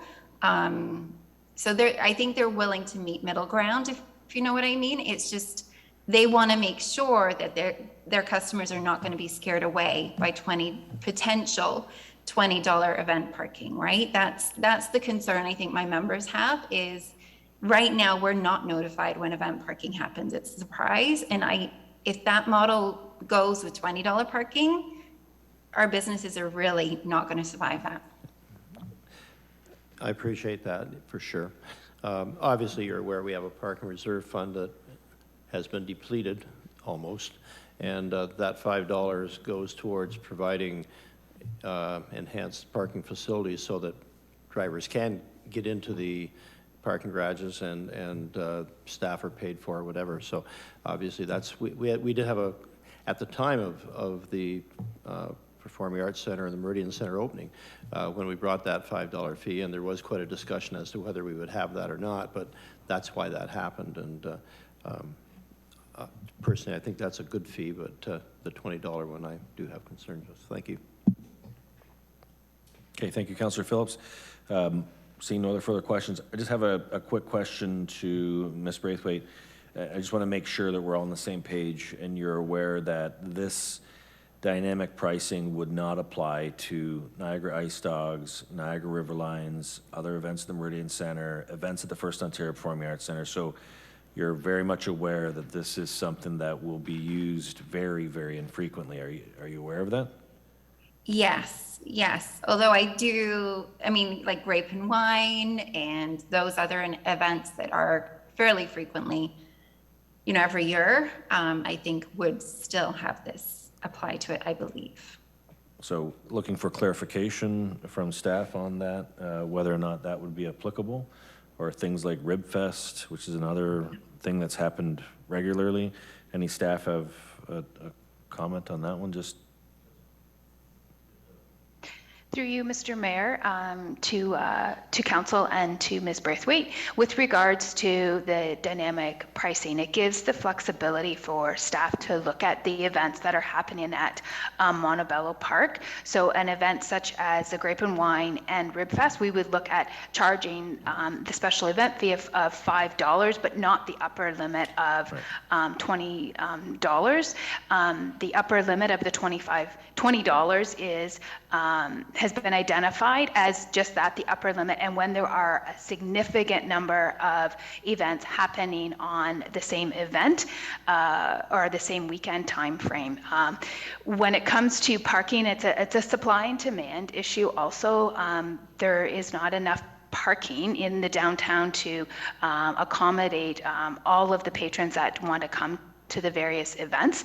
So therefore, staff we're looking at some solutions as to try and, perhaps change individual behavior, such as carpooling, using rideshare, also just for the public's information for the event that is occurring at the Live Nation event at Montebello Park. There has been a shuttle service arranged as well, that there is parking over off of Louth Street, and the transit will be running a shuttle service to the downtown. So that is the first time we've done that item. So staff are looking, this is the first time we're looking at this type of change in parking, and it's the first time we've had these number of events in our downtown area as well. I also take this opportunity to respond to, with regards to including the ticket pricing for parking in the event cost. With regards to Cirque du Soleil, the pricing of parking isn't included. What was requested is that there was a parking location identified. So that has been identified as the Ontario Street Parking Garage, and to direct patrons to the Cirque du Soleil event to that particular parking location.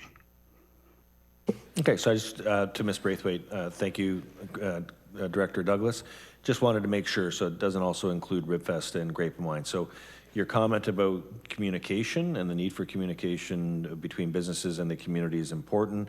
But I think what we've just been able to demonstrate here is it's not going to be a tool that's going to be used frequently. This will be an infrequently used tool to help manage parking and change people's habits when it comes to large-scale events. So just wanted that to be clear. And I don't see any further questions for the presenter, so we're going to move on now to closing the public meeting. Thank you very much, Ms. Braithwaite, for being here. And we're going to close the public meeting on all three, and then we can have individual discussions on each report. So mover to close the public meeting, I got Councillor Phillips, seconded by Councillor McPherson, and all in favor of the closing, and that's carried. And now we will have the motion. And the motion is we're going to start with 7.2, which is the rates and fees report. So this is the rates and fees report that was recommended by the Budget Standing Committee. So the Budget Standing Committee has already reviewed this rates and fees. The fees created outside the annual rate and fee process be added to next year's rates and fees schedules without a minimum inflation, and that the starting inflation rate for all city fees be changed from the historical common core of inflation to the future estimated total rate of inflation calculated by the city's bank, Scotiabank, and that the city clerk be directed to maintain the list of rates and fees for public inspection in the legal and clerk services department. So it's in front of us right now. So this is the first one. So we'll start with questions. Councillor Harris. Yeah, I guess my question would be to the Director of Finance, and this has to do with parking. I'm just wondering, with the special event parking, why exactly do we have staffing in the certain? So, Councillor. Yes. I think we're not on that one. That's 7.3. So we've got three different reports that we're going through.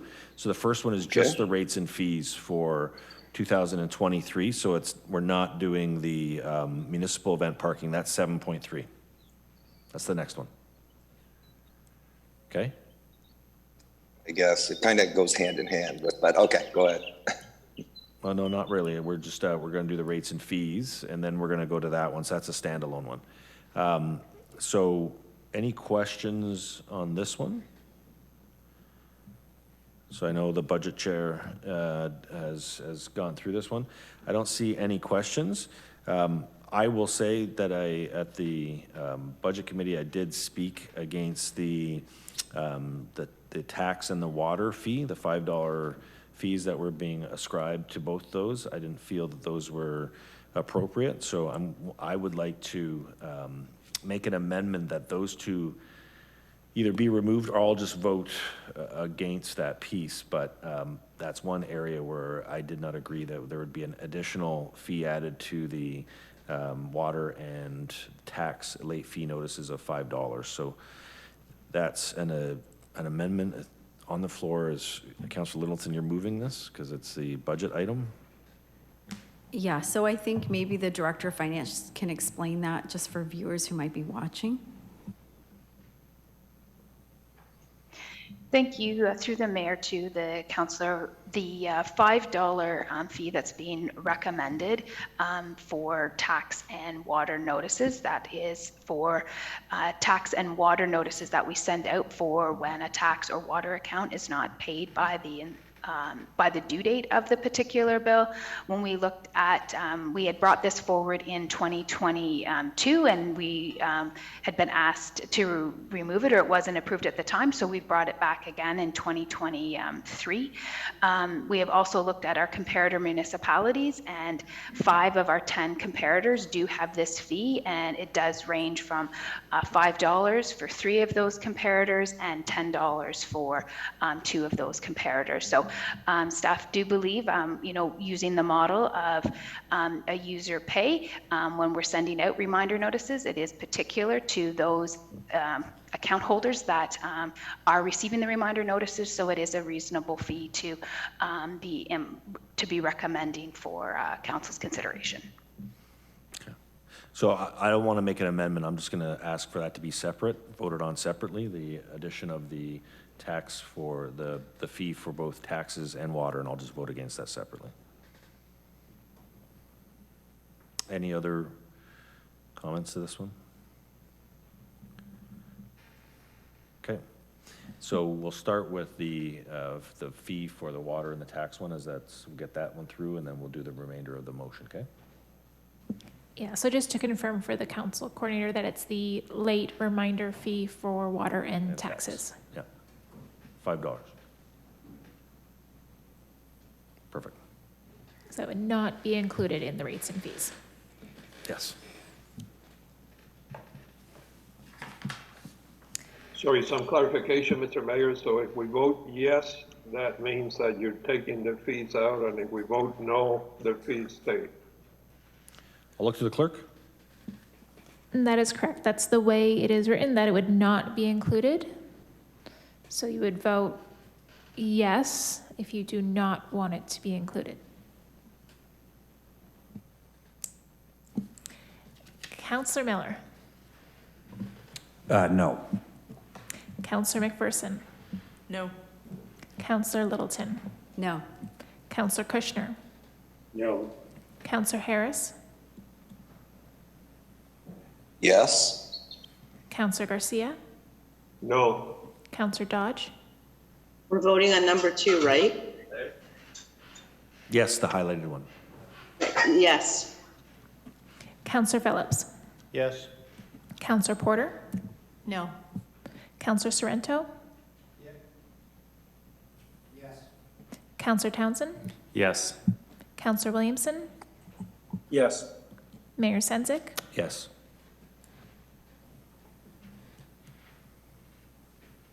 And that's carried. Okay. So then on the remainder of any further clarifications? Okay, Yes, seeing please, none. Mr. Mayor. Yeah, oh, sorry, Councillor Williamson, I didn't see your hand. Yep, you're up. That's okay, thank you. I just went through you to staff, in terms of this inflation rate calculation, is that in line with other municipalities?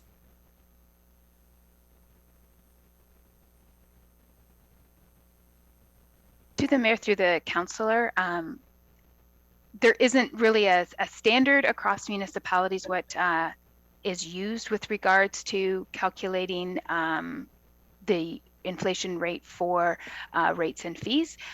It depends on what their policies and procedures indicate. Staff is recommending using a more forward-looking inflation rate, and with the recommendation of using the city's current bank. If we change our financial institution, that gives us the flexibility with regards to this policy. Just for council, we did, have a look at the inflation rates that are forecasted for our financial institutions, everything from Desjardins, Central One, as well as Bank of Montreal, CIBC, Toronto, Dominion, and Royal Bank, and there's a range of 1.9 to 4%, with an estimated average of 3.04% is what is currently being forecasted for 2023 total inflation. So the recommendation in this year of the 3.2% is in line with the average of what is being forecasted for all of the various financial institutions. Okay, thank you, Director Douglas. All right. Yeah, I guess we can vote on this one. Sorry, Councillor Sorrento. Thank you, Mr. Mayor. I was just thinking about one item that I came across in the rates and fees, and through you, Mr. Mayor, to Director Cathay or Director Douglas. I noticed, and I was taken aback, that I think the fees for an application for a condo was something around $14,000. Or to convert, there was a fee, it was $14,000. Through you, Mr. Mayor, to any one of the directors, either Director Cathay or Director Douglas. I was just wondering why that was so expensive. There was a list of condo fees, and they ranged, I think, from like $1,700 to like $14,000. Maybe you can just help me out with that and some clarification on that as to why it's so expensive. Through the chair to the councillor, the Planning and Building Services Department is currently undertaking a comprehensive fee review study, and as such, the rates and fees for 2023, as currently proposed in the document in front of you this evening, basically reflect the fees that have been in place for the last several years with inflationary increase, knowing that we will be bringing to council consideration a document later on this year. So the fee that you see there, Councillor, has been something that's been in place for a few years now.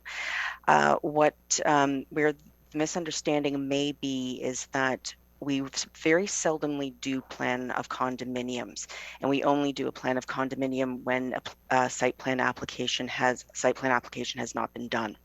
So for most instances, as part of our process improvements that took place several years ago, I want to say about 3 years ago now, we had included an exemption for plans of condominium where another application has taken place. That also includes a public component. So as long as we've gone through either a zoning bylaw amendment or a site plan amendment or something where we have already undertaken an extensive review, then when an applicant wants to put a plan of condo on it, they go through an exemption process so that we're not performing a redundant process. So the fee that's there now reflects what our competitors and comparators charge, and it represents the amount of work that goes into one of those. That being said, for the development community, they seldomly take that opportunity to undertake that application because we're taking care of the same types of review through other application types. Thank you very much, Director. I was just really surprised at I don't want to say hidden fees, but the amount that is charged to an investor or an applicant. Thank you very much. Thank you, Mr. Mayor. Thank you for the clarification, Councillor Sorrento. Seeing no other further, then we're going to go to a vote, and it'll be a recorded vote from the clerk. Councillor Littleton? Yes. Councillor Kushner? Yes. Councillor Harris? Yes. Councillor Garcia? Yes. Councillor Dodge? Yes. Councillor McPherson? Yes. Councillor Miller? Yes. Councillor Phillips? Yes. Councillor Porter? Yes. Councillor Sorrento? Yes. Councillor Townsend? Yes. Councillor Williamson? Yes. And Mayor Sandzik. All right, yes, thank you. And I'll that's be carried. Councillor Littleton, and I'll be right back.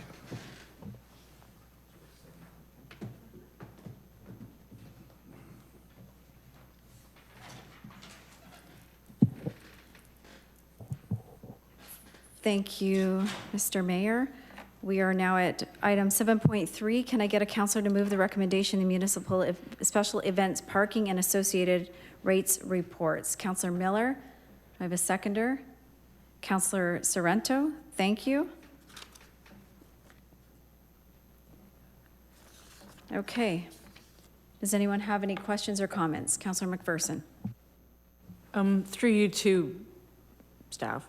It seems the communication piece is the really big concern that everyone is having, and I know the downtown businesses are having. Is there a way that we can include, obviously not in this motion, but or in some way that communications are, when there will be a special event fee, it will be more than, a few days notice? Because I know the Downtown Association is really working to get people to take transit, ride buses, or, ride their bikes, but there are still lots of people who want to drive cars, so it will giving them as much opportunity as possible to shape their message and encourage people to take alternate forms of transportation when there are the larger special event fees.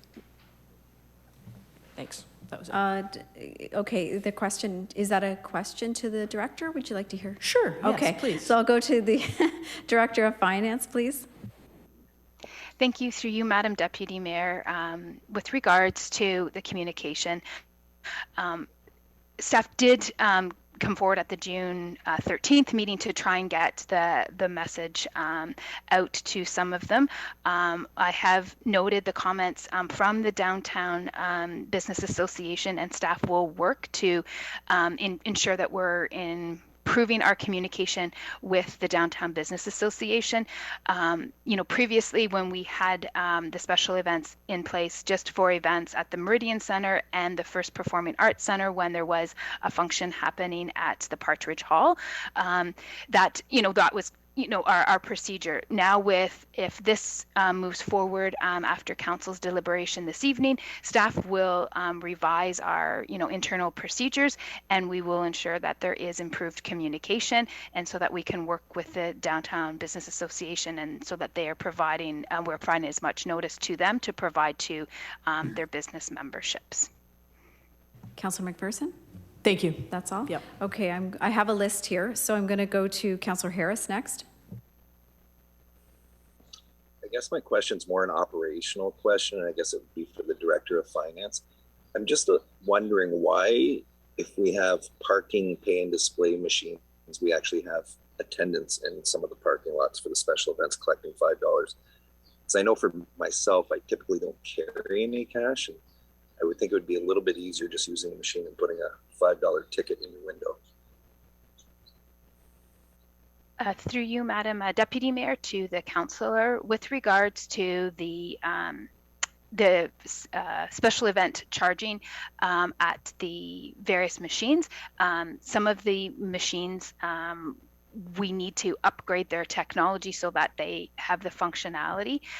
We also have been working with our mobile parking provider so that we can have that functionality with a tap feature, and staff, if this goes forward and we're going to be expanding the special events, we are going to be looking at other functionalities that we can introduce at the various lots to provide a cashless tap solution as well. So the machines that are in those lots aren't capable of collecting $5? Through you, Madam Deputy Mayor, to the councillor, it's with regards to the programming technology that is within the machines, and at this time, certain machines we don't have the capability, but as we're moving through updating our meters downtown and our pay and display machines, we will be looking at that functionality as well. Okay, so I guess my next question is, what is the actual cost of having live attendance as compared to reprogramming the machines? Through Madam Deputy Mayor, to the councillor, when we run special event parking, currently the process is that we have guards stationed at the various lots, and they are there from the hours of when we start special event parking at 5 until approximately 8 p.m. So it'd be 3 hours for the various lots. I would have to look at the rate that we're currently being charged from our supplier of that to give you the exact quote. I'm not sure if our director of EFES would be able to assist with regards to any comments with regards to the machine costs and that functionality, as I don't have that cost in front of me either this evening. Yeah, that's you, Mr. Mayor. Oh, sorry. Go ahead.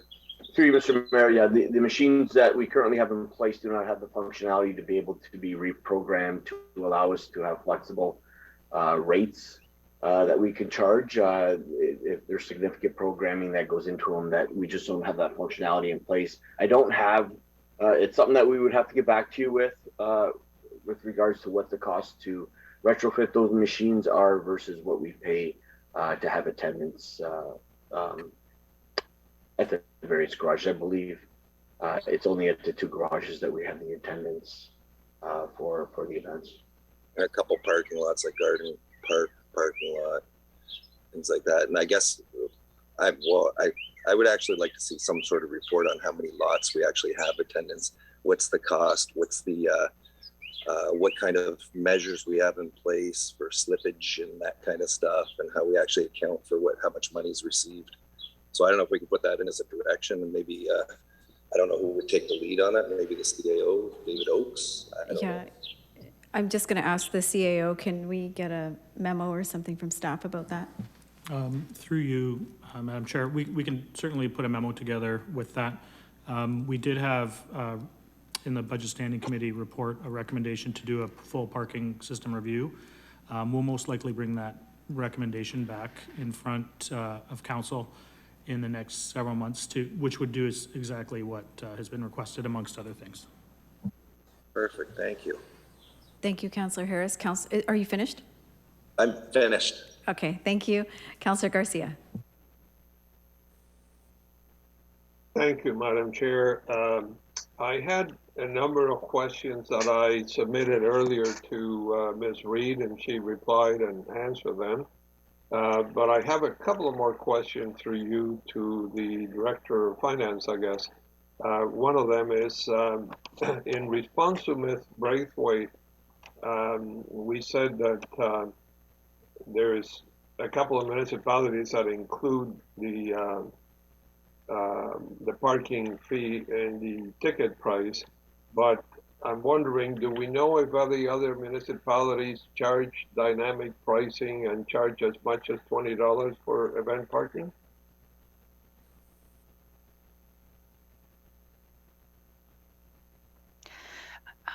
Through you, Madam Chair, to the councillor with regards to the dynamic pricing, just with regards to what other municipalities charge, there is a bit of a range out there. I know larger centers obviously charge, you know, over the $20. And with regards to including the tickets in the ticket price, I had indicated that that wasn't something that we have done with regards to the specially event parking price. I think if council wanted, we could look into that, but there are some logistical challenges with regards to ensuring that there's adequately parking reserved. As I had indicated, we do have some challenges with the amount of parking that is available, and when you include parking in a ticket price, there is the expectation that that spot will be available for those particular patrons to utilize that spot when they've included in their ticket price. Thank you for that. And through you, Madam Chair, to the Director again, I was also concerned when it says that it is the at the discretion or delegated authority to the Director to decide when to charge dynamic pricing. Could that put you in a difficult position where you can be blamed, lack of objectivity, whatever? Are we better off to have, if we were going to do that, have a specific guideline so that everybody knows when there's going to be dynamic pricing? Through you, Madam Deputy Mayor, to the councillor, with regards to the dynamic pricing, as I had indicated, it would not, they would be one-off events, and they would be infrequent events where there would be multiple events occurring in the downtown at Montebello Park, as well as the Meridian Center, is when, you know, the higher end of the pricing for special event parking would be utilized. With regards to, you know, the other the sliding scale with dynamic pricing permits utilization. Like currently, our process is for an event such as the Ice Dogs game, we have special event in effect for the Ontario parking garage, as well as the Carlisle parking garage, the Garden park lot, the David S. Howes lot, the Ray Street lot, and Head Street. When we have the River Lions games, we would only have the Ontario Street parking garage, the David S. Howes lot. When there's an event at the First Ontario Performing Arts Centre, Partridge Hall, only it's the Carlisle parking garage, the Garden park parking lot, Ray Street lot, Head Street lot. So what we would do would be something similar. There would be parameters based on where the event is located, the number of attendees expected to attend the event, and those would be the procedures that staff would put in place as to when the various pricing would be implemented for the dynamic pricing.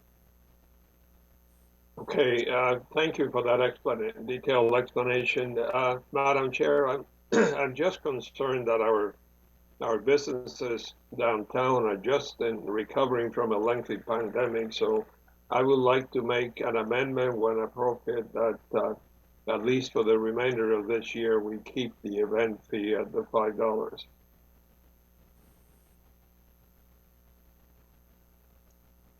Thank you, Councillor. Okay, so, Councillor Kushner, and then we got Councillor Phillips. I think you're ready. Okay, Councillor Kushner, you're up. Yeah, the question I have, Mr. Mayor, given that this is of concern to the business community downtown and certainly a legitimate concern, would this be reviewed in 1 year? Would the special event parking fee be reviewed in 1 year if it's adopted?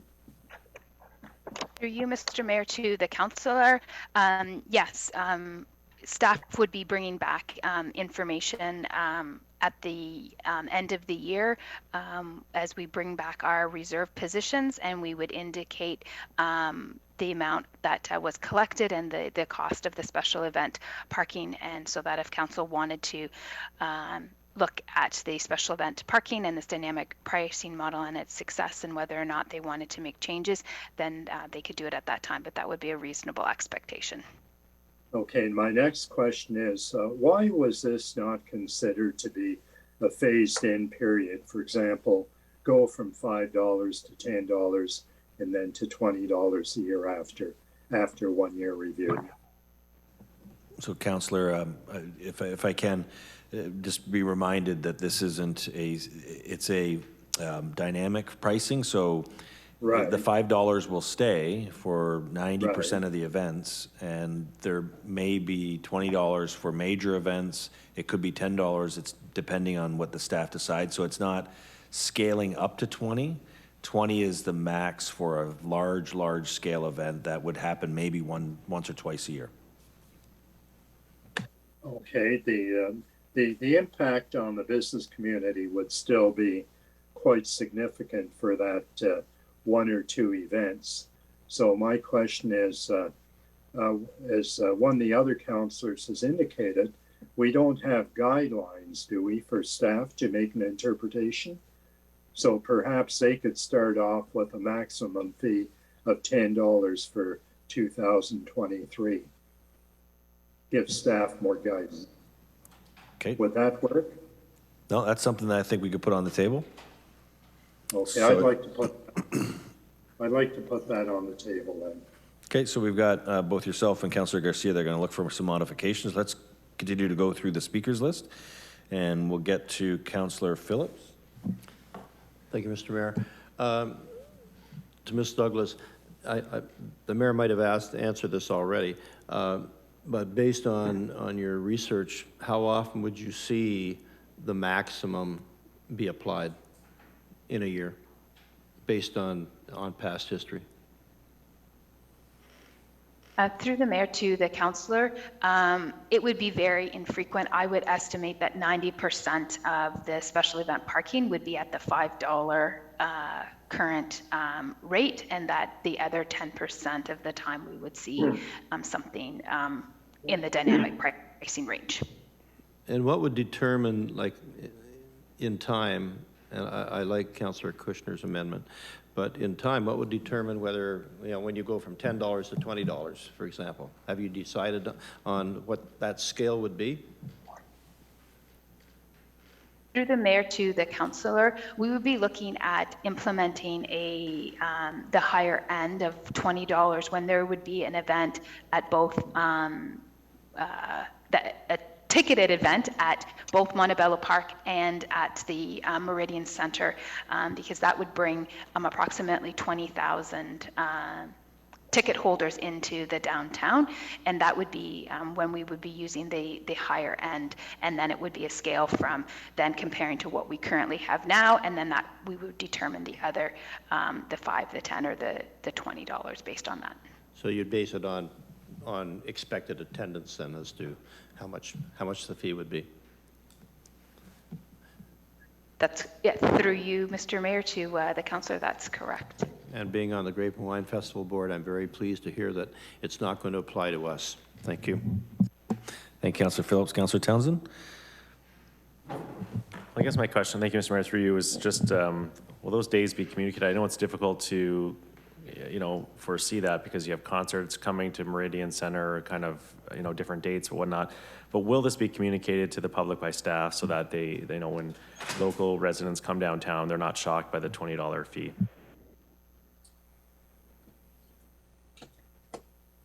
Through you, Mr. Mayor, to the councillor, yes, we currently have, there is an events calendar that is available to the public, and that does indicate when special event parking is in effect. So we will be continuing to update that with regards to the special event parking and any changes in the rates. And we will also work with our communications team, as well as ensuring that the information is shared with the Downtown Business Association. Okay, thank you. And one more thing, I would just, through the mayor, just a recommendation would be to maybe reach out to some of the businesses that do also sell tickets, like the comedy club downtown, and any other maybe types of restaurants, to encourage them to encourage their patrons to maybe, if they show the reservation or a ticket to a show, that they can get complimentary transit to come downtown. Just an idea for there. Okay, thank you. All right, thank you, Councillor Townsend. Seeing no other further questions on this, we just do have a couple amendments, and we'll go to Councillor Garcia. So the mover and a seconder for this, coming out of the, need a mover and a seconder to move this. So get on the floor, Councillor Porter, Councillor Phillips, so it's on the floor. And Councillor Garcia, you've got a couple of changes you want to make? No, you got on mute. Sorry, just the one, Mr. Mayor. I would like to move that the special events be held at the $5 for this year, and that dynamic pricing be considered following this year. So I believe, is that contrary to the motion? So it is contrary to the motion. So we'd have to vote this down, Councillor, and then you would bring in and keep the events, special events fee at $5, because that's what it's currently set at right now.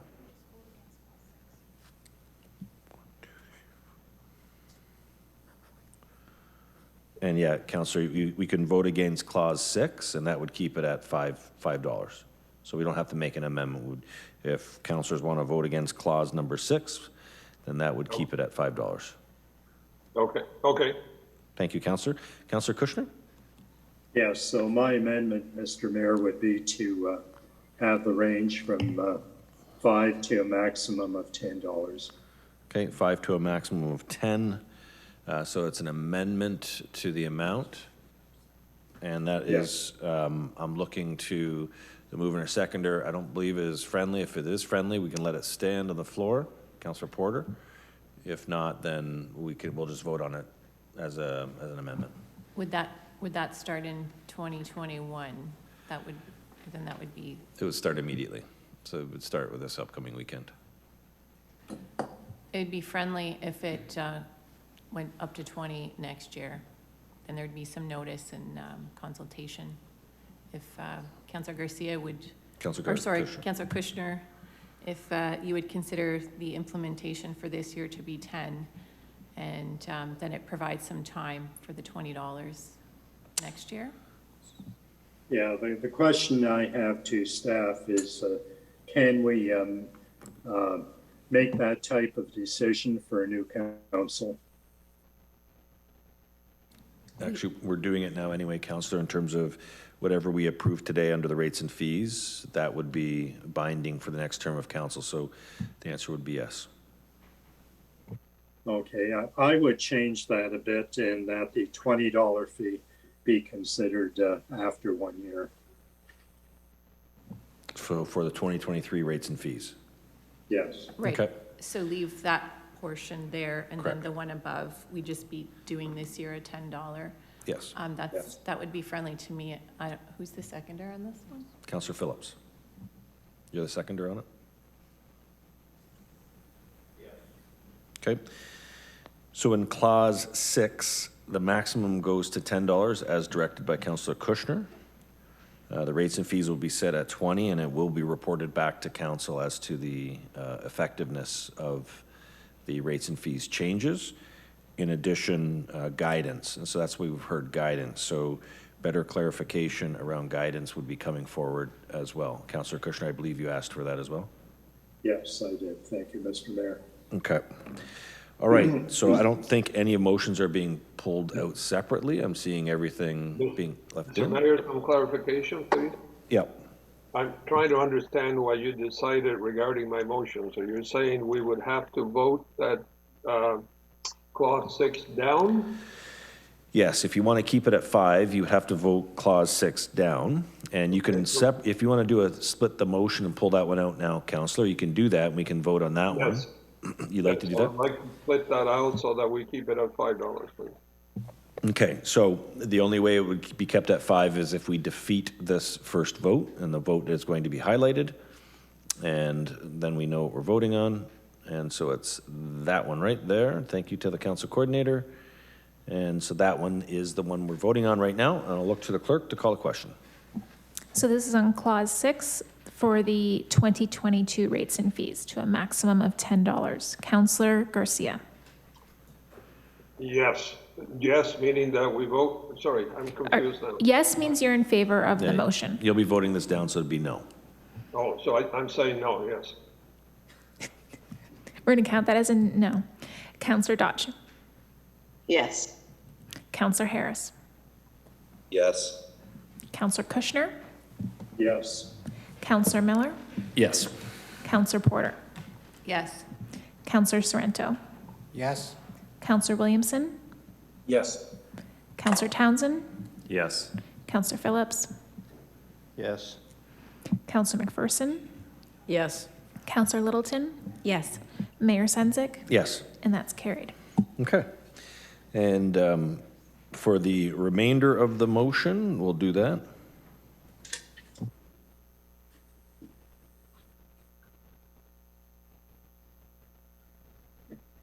That's everything else that's there, and the bottom part. There. Okay. Turn it over to the clerk. Yep, it's for next year. Councillor Porter. Yes. Councillor McPherson. Yes. Councillor Harris. Yes. Councillor Dodge. Sorry, just for clarification, the highlighted part that says the minimum special events parking fee during major events be set at $5. Does that stay in there still, or is that out? That stays. It's for next year's rates and fees, which will come back for with a staff report as well. Okay, thank you. Yes. Councillor Garcia. Yes. Councillor Kushner. Yes. Councillor Littleton. Yes. Councillor Miller. Yes. Councillor Phillips. Yes, to be discussed at the time. Councillor Sorrento. Yes. Councillor Townsend. Yes. Councillor Williamson. Yes. Mayor Senzik. Yes. And that's carried. And the unique thing, hopefully, this starts a discussion about carpooling and ride sharing and taking transit or taxis to events downtown, because the real issue with this subject matter is that we actually don't have enough parking to facilitate 16,000 people coming into the downtown for different events. And we're not going to knock down buildings and put up parking lots. It's not what I think I've heard from city council or staff for at least the last 15 years. And also, Mr. Mayor, alcohol is also a concern as far as ride sharing for 23,000 people. Right. So it's a great idea to start, and I hope that's what this discussion will be about with councillors talking with the community, is when these larger scale events coming in, ride sharing and transit are great modes of transportation to get people more comfortable with those ways of coming into our downtown, and hopefully over time transit and ride sharing and taxis will continue to be a mode of transportation rather than always just driving in a car with one other person taking up a parking spot. So looking forward to the discussion that comes forward out of this. 7.4 is the fees and food trucks and mobile vending carts. And again, this is an amendment to bylaw 2021. It's rates and fees for 2022, and it's about the inclusion of environmental fee and increase the mobile vending cart permit monthly fee. So this has been described as per the presentation. Are there any questions on this one? Councillor Phillips? Just a short one. Probably, I'm not sure whether our CAO will answer this or he can direct it to whomever. As far as a food truck going to a site, if they get a license, are they going to that site for the year, or are we going to be able to move one food truck? I'll use Sunset Beach as an example. Is one food truck going there for a couple of weeks and then another one can go in so they get a variety, or is that person going to be there for a period of time? That might have been in the report and I forgot. Okay, Director Christie? He's not a doctor. Director Christie? Through you, Mr. Mayor. I feel like I need a doctor. I have a cough, so sorry. Through you to the councillor, the intent of the permit is to have a food truck pay a monthly fee for the entire season. So the intent right now is to have them stay at one particular location, because what they're paying for is exclusivity, for example, for Sunset Beach. Okay, thank you. I hope we get a good one. All right, thank you, Councillor. Seeing no other further questions, Councillor Littleton? Apologies, I actually have a question, and I'm just wondering if there's a way that we could have better words. It's this hawkers and peddlers license. I'm just wondering if there's, like, it's probably something that's a little outdated. I don't know. I wonder if we could go for more like an entrepreneur's license, like just something, it just sounds... It may be a You know what I mean? There may be a delegation at AMO. I think the province has to change that title. Yeah, it just struck me as being a little awkward. I thought they were peddling hawks, but... Okay, direction to staff is to look at what the 21st century's descriptions are for people who peddle food, wares, in trucks. Thank you, Councillor. Look to the clerk and we need a mover and a seconder. Who wants to be the hawk and peddler? Councillor Phillips, Councillor Littleton. All right. Councillor Phillips? Yes. Councillor Littleton? Yes. Councillor Harris? Yes. Councillor Porter? Yes. Councillor Williamson? Yes. Councillor Dodge? Yes. Councillor Townsend? Yes. Councillor Sorrento? A hawkish, yes. Councillor Kushner? Yes. Councillor Garcia? Yes. Councillor McPherson? Yes. Councillor Miller? A mawkish, yes. Mayor Sendzik? I'm peddling this for a yes. All right. That's carried. Now, we don't have any presentations, but we do have a discussion report. We only have one, 9.1. And again, this is a request of council, and it's the acting city clerk Sullivan will provide some opening comments. It's regarding public appointment policies, committees, boards, and external bodies as it relates to councillors. And if there's an appointment of a resident to a board, so it's really granular. It's not all, we're not talking about all ABCs, talking about councillors' appointments, and that's the way I read it. It is the appointment by councillors Yes. of public members. Yes. Yes, There you go. but not the appointment of councillors. No. Okay. No. So the report in front of you today presents a new public appointments policy, which would be the overarching guiding document for the recruitment and appointment of public members to the city's advisory committees and task forces and boards. Prior to the redevelopment of this policy, staff met with the Accessibility Advisory Committee, and the draft policy was shared with the other 3 equity-seeking committees for comment.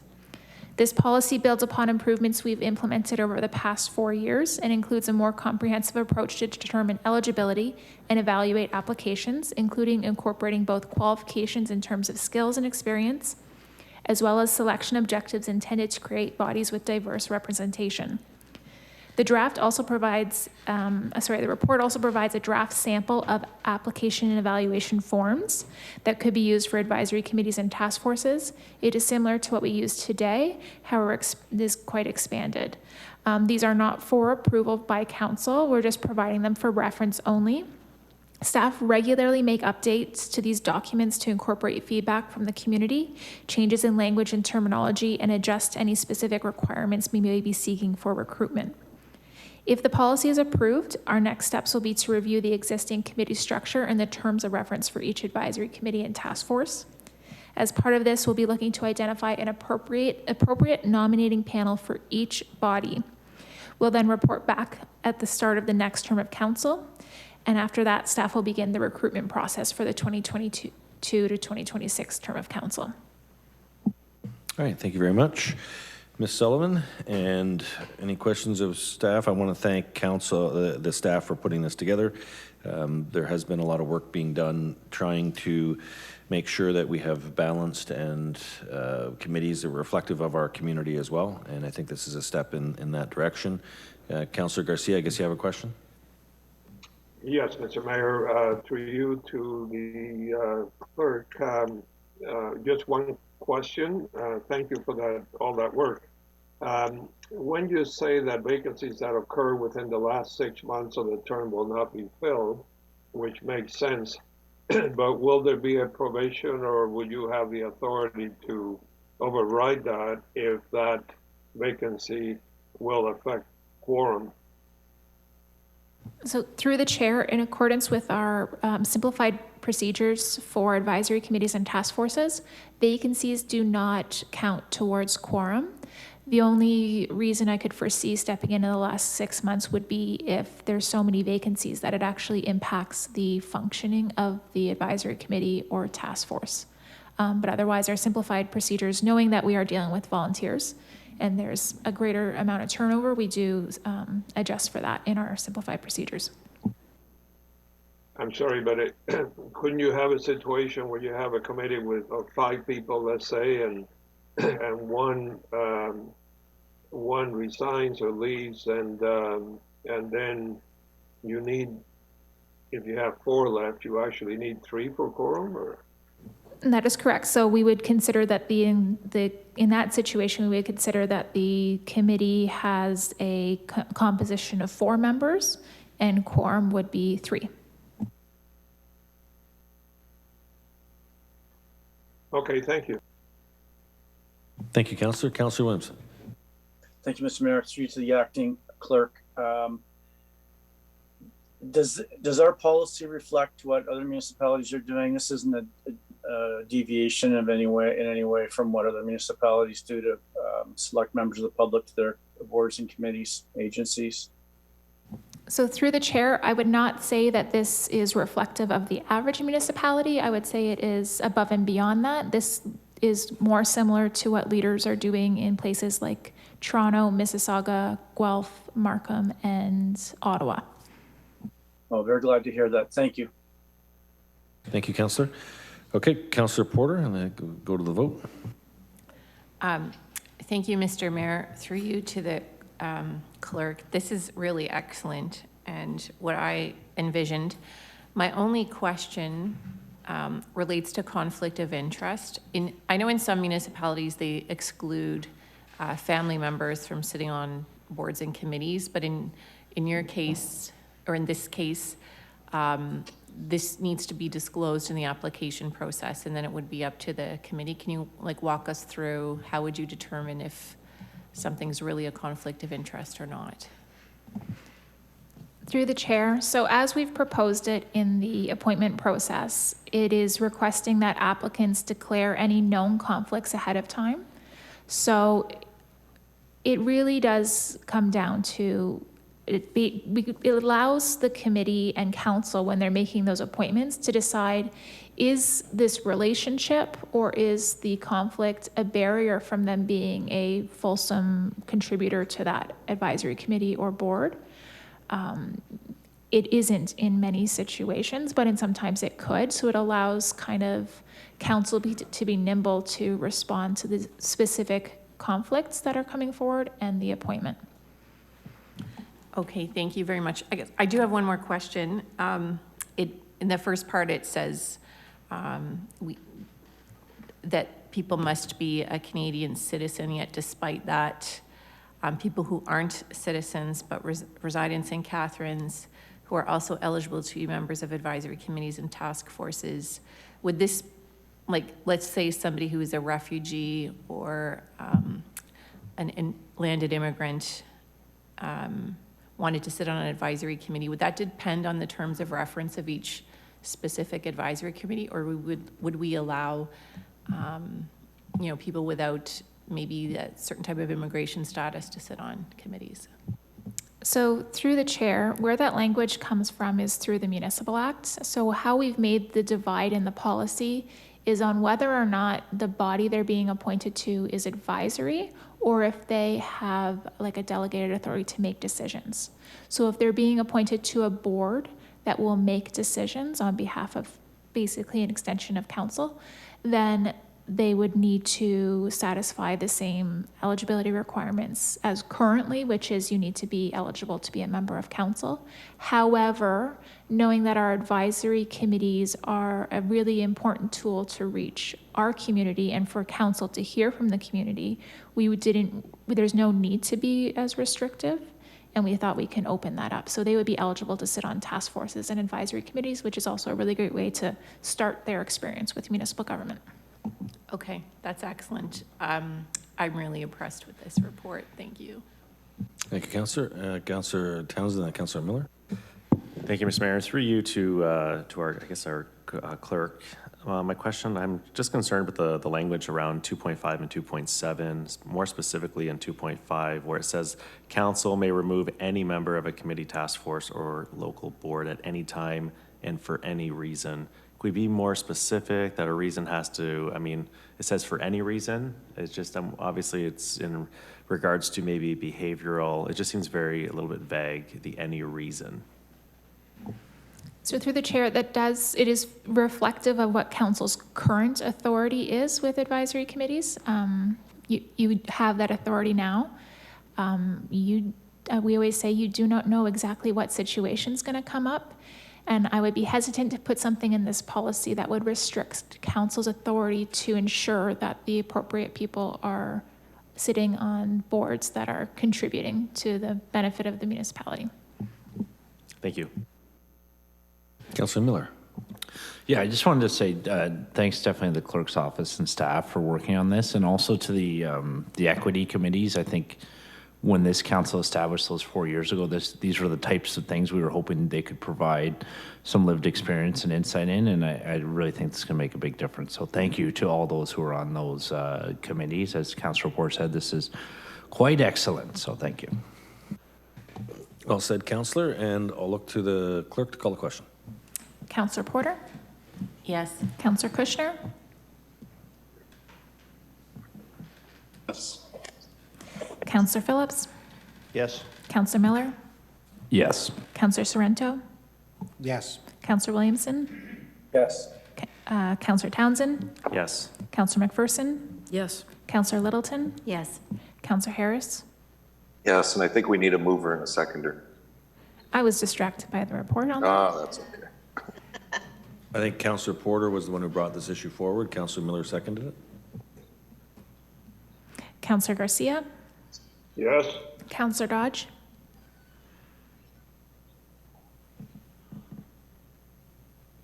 Councillor Dodge?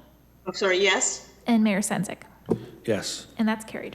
All right, thank you very much. Again, echoing the comments of council, thank you very much to the clerk's office and the acting clerk for the work that went into this, and looking forward to seeing the results in the next term of council on the committees, boards, and external bodies.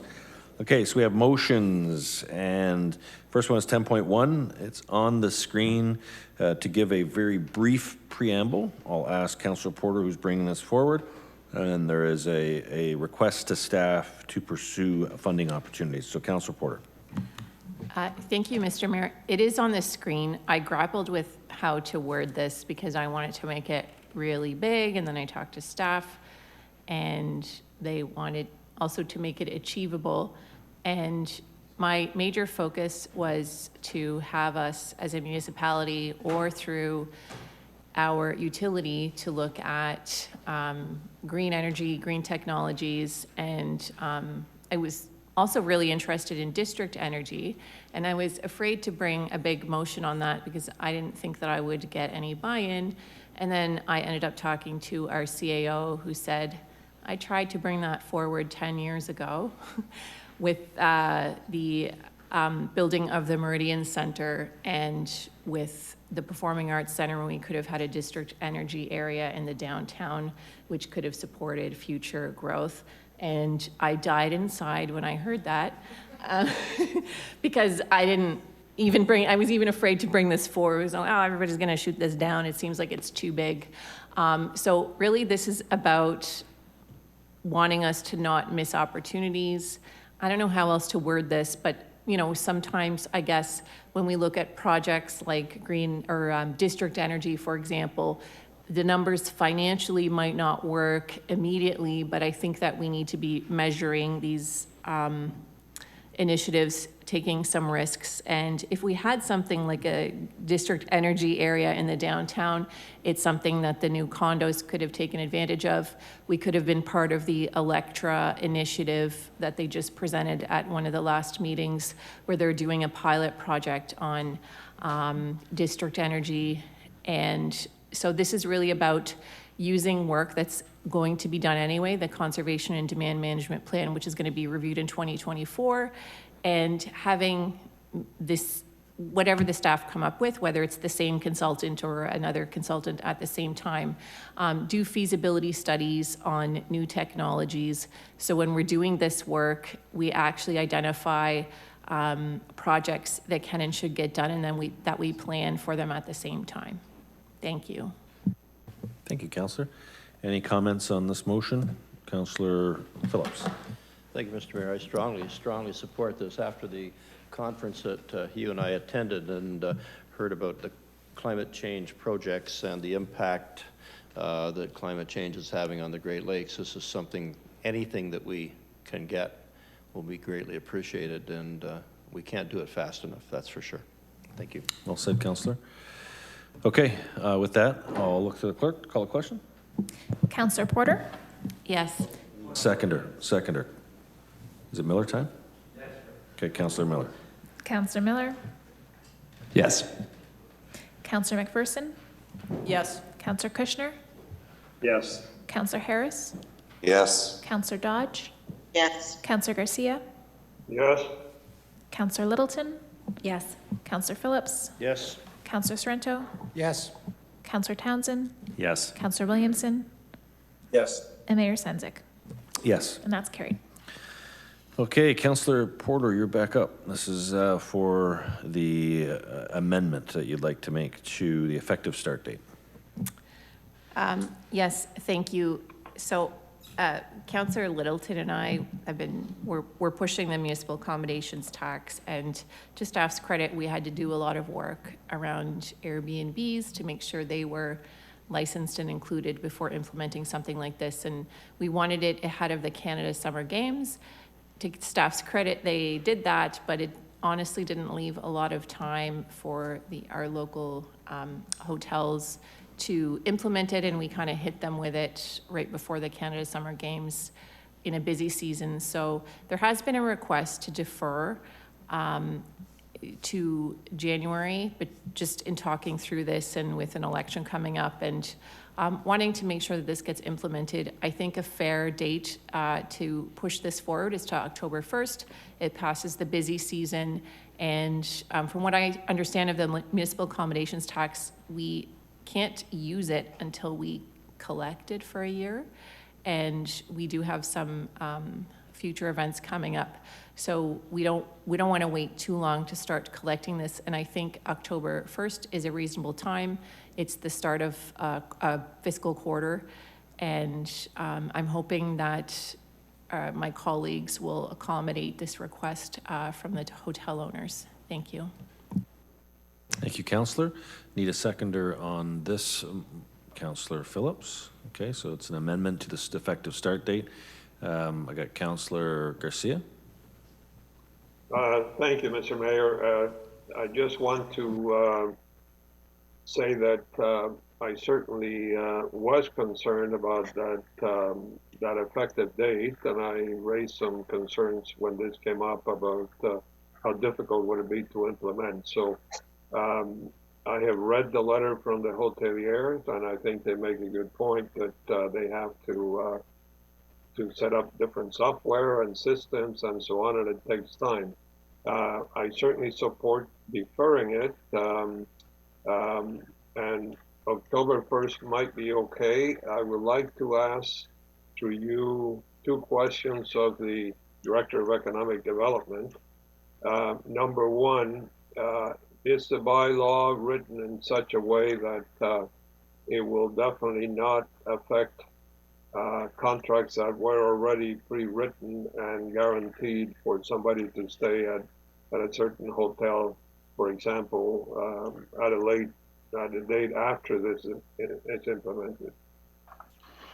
Through you, Mr. Mayor, to the councillor, the draft bylaw as written is for booked business beyond the implementation date. So it would be disingenuous to retroactively tax business that's already been booked.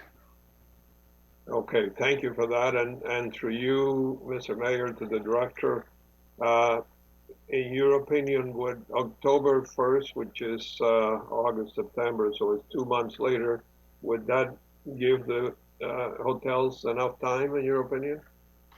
Through you, Mr. Mayor, I would reflect on the letter that I received a copy of. They requested a January start date.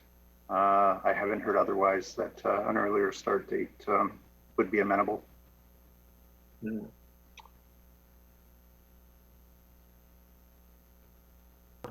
Through you, Mr. Mayor, I do support delaying it, but if the October 1st date fails, I would like to make an amendment then that it be January 1st as the hoteliers have requested. Thank you. Thank you, Councillor. Councillor Harris? Through you, Mr. Mayor, I'm just wondering, maybe the clerk can answer this. If we defer this to October, are there any sort of, like, are we a lame duck council? Can we approve it then? And then the second part of the question, I just wanted to know from the presenter, why exactly is October 1st the drop dead date? Because to me, I would think a calendar year would be more appropriate. So for the first question, in terms of October, it's not for a council decision in October. The decision's making today, so we're not in lame duck today. So that's the implementation date. And as to the second one, I'll go to Councillor Porter. Thank you. This is a really important initiative that's going to help us bring in money so that tax dollars from property taxes aren't being used in trying to secure the huge sporting events that we're trying to attract to this region to fill the hotels, which has been the case. And we can't spend the money for a year, so we want to be collecting it sooner rather than later. And I do think having several months window to implement it after a busy season, after grape and wine, is actually quite reasonable, and it is before an election, so it can't be used as an election issue because nobody knows what the MAT tax is. It sounds like council's trying to tax people and let's overturn it, and these are some of the potential silly issues that could become election issues that can wind people up because nobody likes taxes. And so this just puts that to bed, and it's getting implemented and it's getting decided today. I think it'll make it a little bit more difficult to try and open it up. So I have some concerns about that. And I want to say one last thing. When looking, there's been a lot of talk about Niagara Falls and being competitive. If you look at some of the hotels in Niagara Falls, in certain areas, they charge a $14 to $15 daily fee, the $2 municipal accommodations tax, which has been some of the concern here, but many of them also charge a 7.9% daily levy that pays their BIA fee, and in one case, in one hotel, it says it contributes to the Scotiabank Convention Center. So this is I just want to say to the public and whoever's listening, this is a transparent tax that we can implement under the Municipal Act, and we will know where all the money goes, and it will be a benefit to the community and a benefit to tourism, sports tourism, and ultimately we want to fill all those hotels. Thank you. No, I totally understand what you're saying. I'm just wondering, like, I don't think it's an election issue. By waiting another 2 months, like, we're still approving it tonight, and you would say January 1st, and it's a new calendar year. Is the fear of having it in October because you don't want a new council to try and overturn it? But if we approve it, then it would be a reconsideration, would it not? I'll look to the clerk because I believe the answer is no. Councillor Harris, can you repeat the question?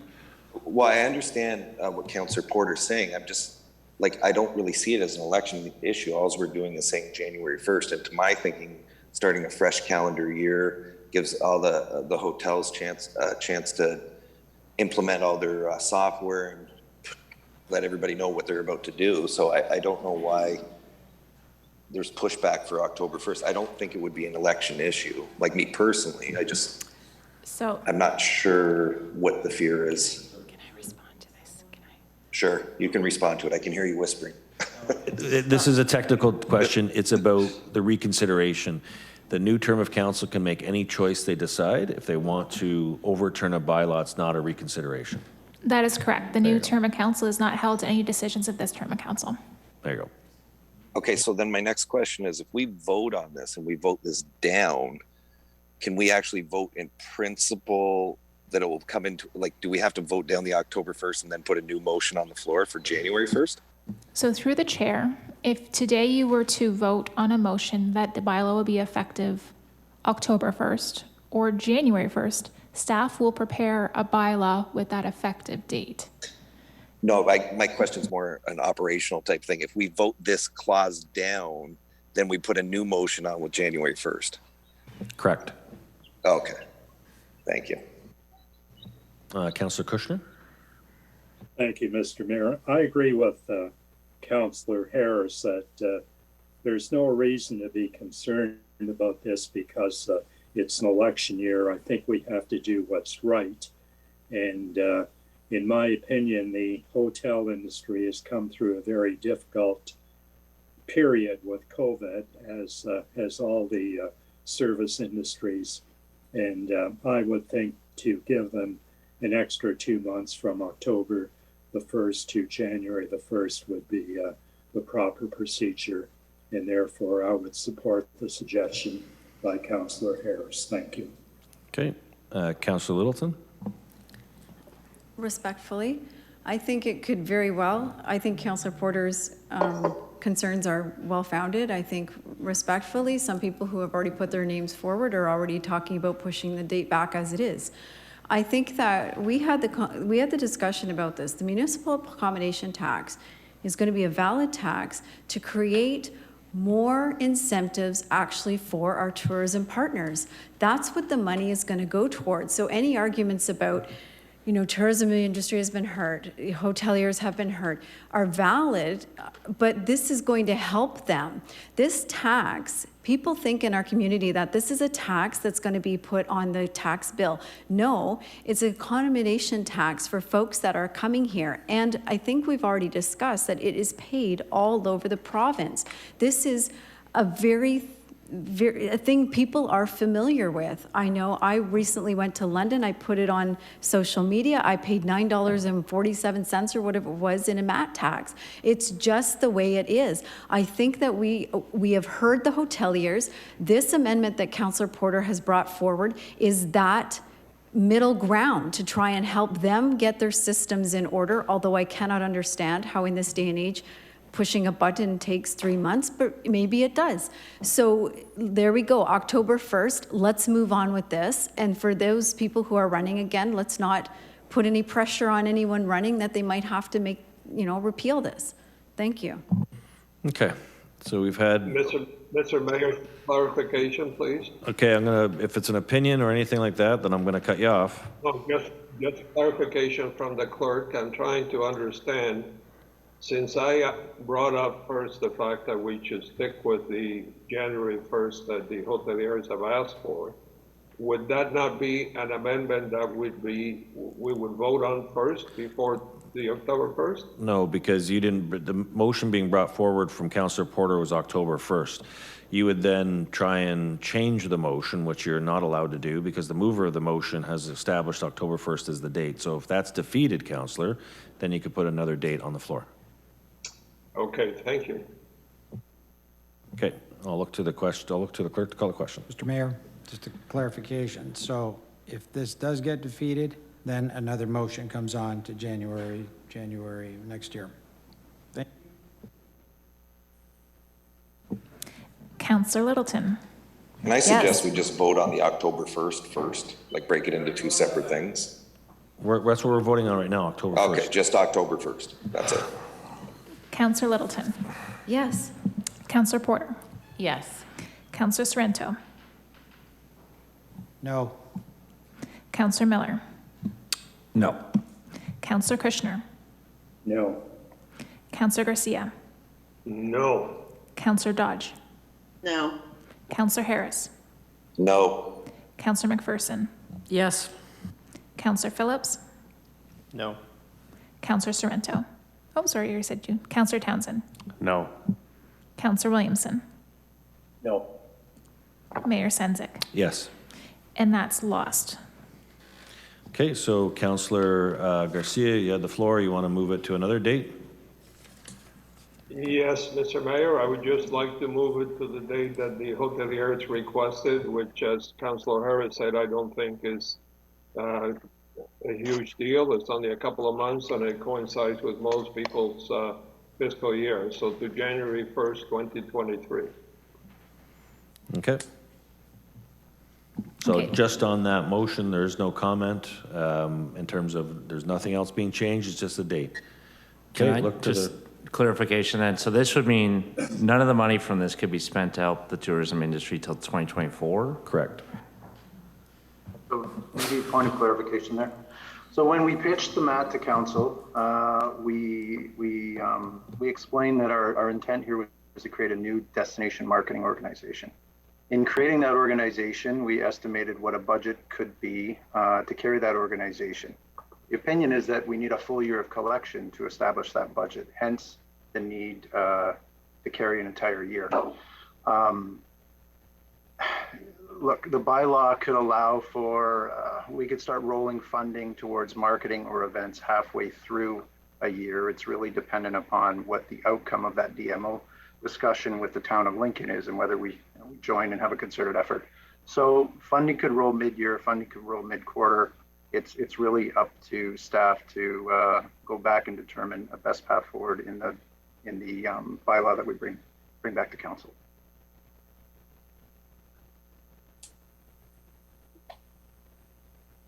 Yeah, I'm a bit confused why we're even talking about this. We had a good plan, but it is what it is. Okay, call the question. So this is on a January 1st. Councillor Garcia. Yes. Councillor Dodge. Yes. Councillor Littleton. No. Councillor McPherson. No. Councillor Phillips. Yes. Councillor Porter. No. Councillor Sorrento. Yes. Councillor Townsend. No. Councillor Williamson. Yes. Councillor Kushner. Yes. Councillor Harris. Yes. Councillor Miller. No. Mayor Senzik. Yes. And that's carried. Okay, so hopefully this maintains itself in the next term of council. I'm looking forward now to what would be the third of the trifecta for Councillor Porter. And you've got the support for migrant workers. Sorry, I feel like I got a lot on the go tonight. I apologize. I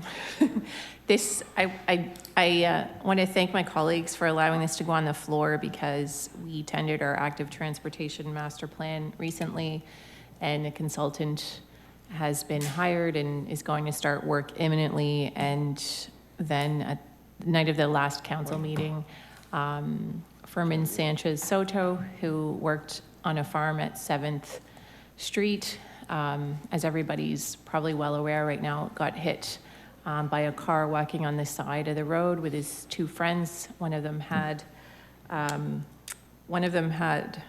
a tire deflated, and it's the second death of a migrant worker in the last 3 years. And although this happened on a regional road, and the last death it was a woman named Zenaida on a road in Niagara in the Lake, it also happened on a regional road. I really don't think we've done enough. I do take some responsibility for that. I was on a transportation committee, and I think back to all of the things that I didn't say or the initiatives that I didn't push on that committee. We didn't have a ton of meetings, but we didn't really bring this up. Traditionally, it seems like cycling was promoted by tourism groups in Niagara. They put out some cycling map, and that seemed to be the focus, but I really think we need to start changing our focus on active transportation to the local residents and vulnerable road users who we typically don't consult in any of these matters. So this motion really asks us as a council to support staff and the consultant in making sure migrant workers are consulted in our active transportation master plan, and that we ask the region to do the same thing going forward and other local tier municipalities, and that we send this motion to other counties that have higher populations of migrant workers. And we need to figure out ways of engagement, and that might include reaching out to migrant worker advocacy organizations, translation, recognizing the fact that they don't sometimes feel like they're part of the community, or they might feel they're sometimes afraid to speak out on any issue for fear of reprimand, so that all of those issues be recognized. And the good thing I want to point out is that the consultant who we've appointed or hired, WSP, the project manager, is currently working in Essex County on a project where he is consulting with migrant workers, I think probably for the first time, and we'll have some of that most recent experience. And I would like for this to not just be a one-off, that we start to think about consulting migrant workers as a practice. They live in this community for 8 months, and even though maybe the majority of migrant workers don't live here, some do, they work here, and they travel through all of our city and regional roads and need to be consulted. Thank you very much. Thank you, Councillor. Thank you for bringing this forward. Councillor Sorrento. Thank you, Mr. Mayor. I'm just looking at some of the wording here, so I'm definitely going to support this motion, definitely the spirit of it. And so where we are requesting that the region pass a similar resolution, now, is that wording through you to the clerk or to legal or to one of the directors? I guess maybe those, I'll start with the clerk. Are we allowed to request that, or does that need to be wordsmith, or maybe through you, Mr. Mayor, to the CAO or whomever, either or?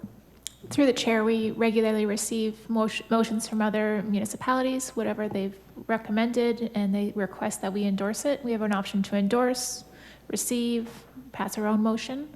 They can use whatever's in the correspondence to make their decision. Perfect. And I don't know, I'll just speak this very, very quickly. And I know that there are people that also live here, newcomers, that go and work on the farms. So not just migrant workers, but some people that actually live here in the community that may need this as employment, and in some cases even bring their children out during the day, as has been the case in the past many, many years ago. So I'm definitely going to support this. And I would just say this, you know, I don't know how my colleague respectfully takes the blame for something that happened, and I hope that you wouldn't. You know, it was horrific, and my condolences to the family and to all the people that were involved in that. But I think this is a great start to address it, Mr. Mayor, and kudos to the mover, Councillor Porter. It's a great motion. Thank you. Thank you, Councillor Sorensen. You're going to second the motion? Be my privilege, Mr. Mayor. Okay. Thank you. Councillor Miller. Yeah, just I had a question. About I think a year ago, around the start of the pandemic, we had asked for what we could do in particular to reach this community. We're talking about different languages available at City Hall and things like that. I'm just curious if that's really gotten anywhere, if we've looked at expanding our language services. I think we did, and because I remember we briefly talked about it at council to the clerk's office. Through the chair, at our service counter, I know we have an option. It's basically like dial a translator, and there's a number of different languages, and we can even bring them up on an iPad, and they can do a video call. So we do have that service. I don't remember when it was implemented, but it was a couple years ago. Okay, and I remember Councilor Porter, I believe, actually brought up being a migrant worker-friendly city in terms of being able to access city services regardless of citizenship status or resident status. Can we touch on what we have done in the intervening time in the last year and a half since we sort of had these discussions in terms of working in particular with this community? Through you, Mr. Mayor, I don't have any specifics in front of me, but I can definitely bring that back to council in the next day or so through our manager of diversity, equity, and inclusion, because I do believe there have been initiatives. Okay, yeah, and I'll definitely, I think we had a meeting, and I think I have a summary of it, so I'll share that with you. But yes, certainly happy to support, and thanks, Councilor Porter, for bringing forward. Thank you, Councilor. Councilor Williamson, you're up. Thank you, Mr. Mayor. This certainly was a very tragic occurrence, all three of them that happened with migrant workers. This is something I definitely support. It's fairly wide-ranging, and I think there's lots of other aspects of this. It's a complicated issue. And I think the farmers and the greenhouse operators and the people that give residence to these people also have a role to play in this. And of course, there's newer technologies, including strobe lights and other kinds of reflective material that are available. And sometimes I see people out there riding without helmets on and some basic safety gear. So I think there's lots to this. I think we could split hairs and look for all kinds of things, but I think the intent is good. So I'm definitely supportive. And to the mover, Councilor Porter, I guess you do your homework. You've done your homework on this. Talk to staff, and is there anything else that we can do here to address this? I think this is not going to be easy, to be honest. So I'm not sure. I don't think it's been done before. I don't think there's a lot of precedence of having municipalities really consult with migrant workers. So I think that hopefully WSP is quite a large firm that does a lot of transportation consulting with lots of other municipalities. So the fact that they're doing two projects and consulting migrant workers with both of them is great. And I just feel like pushing the region is really important. That's what I would say. When I looked at the region has an active transportation subcommittee, I looked through their agendas and minutes, and I don't think they met since 2020. And I actually find that kind of shameful when you think about all of the other initiatives in other cities related to active transportation. So that's all I would say, is making sure we always consult with vulnerable road users, equity-seeking groups, and migrant workers, and we just have to turn this into a good practice. Thank you very much. Yeah, I do agree. I do think there is some responsibility on behalf of the businesses that avail themselves of the migrant workers, laborers as well. So I don't know if we need to roll that in there, or staff will know enough to also include them in this process. Thank you. All right, thank you, Councilor Williamson. Councilor Garcia, final comment? Thank you, Mr. Mayor. This is an excellent trust, and but as Councilor Williamson said, it's a very complex issue and it involves a lot of stakeholders. So I would like to refer it to the next meeting and get some feedback from staff on how we can involve what stakeholders, in which way, and any recommendations they have to make this as effective as possible. Okay, so there's no debate on referral, but the counselor has put a lot of work into this with staff, so I don't think it would be a exercise very well undertaken, but I'll ask a vote of referral. Who would like to refer this? Put up your hand. Okay, just one person that's defeated. So let's move on. And Councillor Garcia, no further questions? No, that's okay. I support the spirit, as I said, Mr. Mayor. Okay, thank you. Okay, turn it over to the clerk to have a roll call vote. Councillor Porter. Yes. Councillor Sorrento. Yes. Councillor Townsend. Yes. Councillor Williamson. Yes. Councillor Phillips. Yes. Councillor Miller. Yes. Councillor McPherson. Yes. Councillor Littleton. Yes. Councillor Kushner. Yes. Councillor Harris. Yes. Councillor Garcia. Yes. Councillor Dodge. Yes. And Mayor Senzik. Yes. And that's carried. Okay, so we now have a call for notice of motion, which is also non-debatable, so it's not like we're going to have a discussion here tonight. Councillor Kushner, do you have a notice of motion? Yes, we did send it in, Mr. Mayor. The notice of motion is by Matt Harris, myself, and it concerns a request by 3 residents in the south end to buy a piece of property from the city. And the city has indicated to them that the property is not for sale because it's parkland and also it's greenbelt. Shall I read the notice of motion? And this would not be discussed until July. Yep, yeah, read the notice of motion. Okay, so it's regarding the request by 66A, B, and C Marsdale to acquire city lands behind their property be accepted in order to align their backyards with the adjacent neighboring backyards, and furthermore be it resolved that the proceeds be allocated to the Parkland Fund for future parkland acquisition. Okay, so that's for council. Again, encourage council to do a drive-by around there. That'll be for the next meeting of council. Minutes and task force. Council receive and file the minutes of the advisory committees of council, and that they be received and filed. So I need a motion. Councillor Townsend, second by Councillor McPherson, and all in favor, show of hands.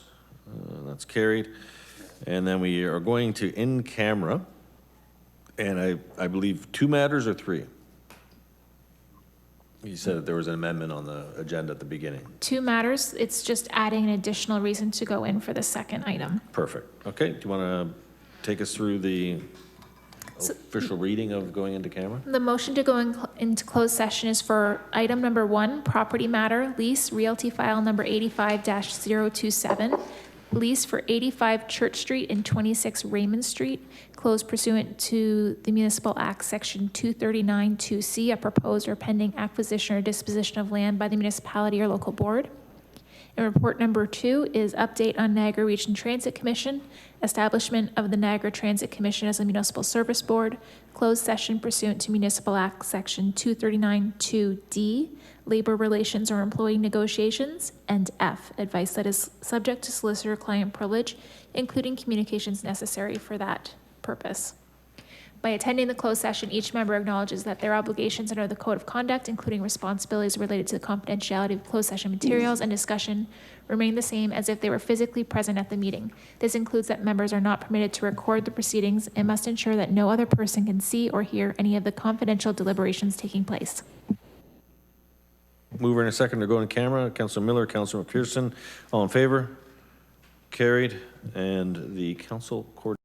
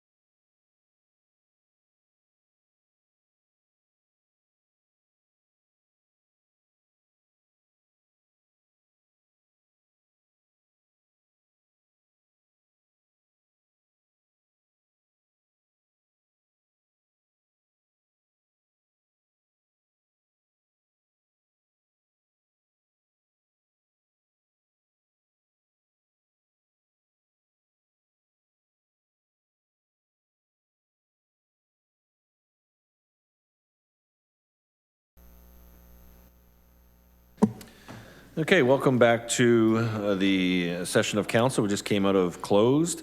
We had two files that we were discussing. One was a property management file, and motion on the floor is coming from Councillor Littleton, seconded by Councillor Phillips. And this is the direction from staff contained in the report, and that the solicitor provide the necessary documents. I'll look to the clerk to call a question. Councillor Littleton? Yes. Councillor Phillips? Yes. Councillor Sorrento? Yes. Councillor Townsend? Yes. Councillor Williamson? Councillor Williamson? Councillor Williamson, you're there? Thumbs up? I'll go back to him. Councillor Porter? Yes. Councillor Miller? Yes. Councillor McPherson? Yes. Councillor Garcia? Yes. Councillor Dodge? Yes. Councillor Harris? Yes. Councillor Kushner? Yes. Councillor Williamson? Yes. Mayor Senzik? Yes. And that's approved. Okay. Second one is related to the Niagara Transit, Regional Transit Commission, establishing the Niagara Transit Commission as a service board for the municipality. Seconded, moved by Miller, seconded by Councillor Garcia, and that is to approve the staff. Point of order, Mr. Mayor, is seconded by me, Councillor Sorrento. Madam Sorrento. Oh, I thought it was, okay, I wrote down, okay, sorry. And I wasn't mixing things up, because I was looking at the screen, so I apologize. Okay, Mr. Mayor. Okay, so we have the staff recommendation that was on the floor. And turn over to clerks, call a question. Councillor Miller? Yes. Councillor Sorrento? Yes. Councillor Garcia? Yes. Councillor Dodge? Yes. Councillor Harris? Yes. Councillor Kushner? Yes. Councillor Littleton? Yes. Councillor McPherson? Yes. Councillor Phillips? Yes. Councillor Porter?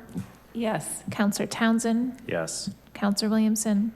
Yes. Mayor Senzik? Yes. That's carried. Okay, bylaws. The bylaws be listed on council agenda A through H, and save and accept D, be read a first time considered and passed, and they be signed and executed by the mayor and the clerk. I need a mover for this. Councillor Townsend, second by Councillor Phillips. And show of hands, all in favor? And anyone opposed? Good. And then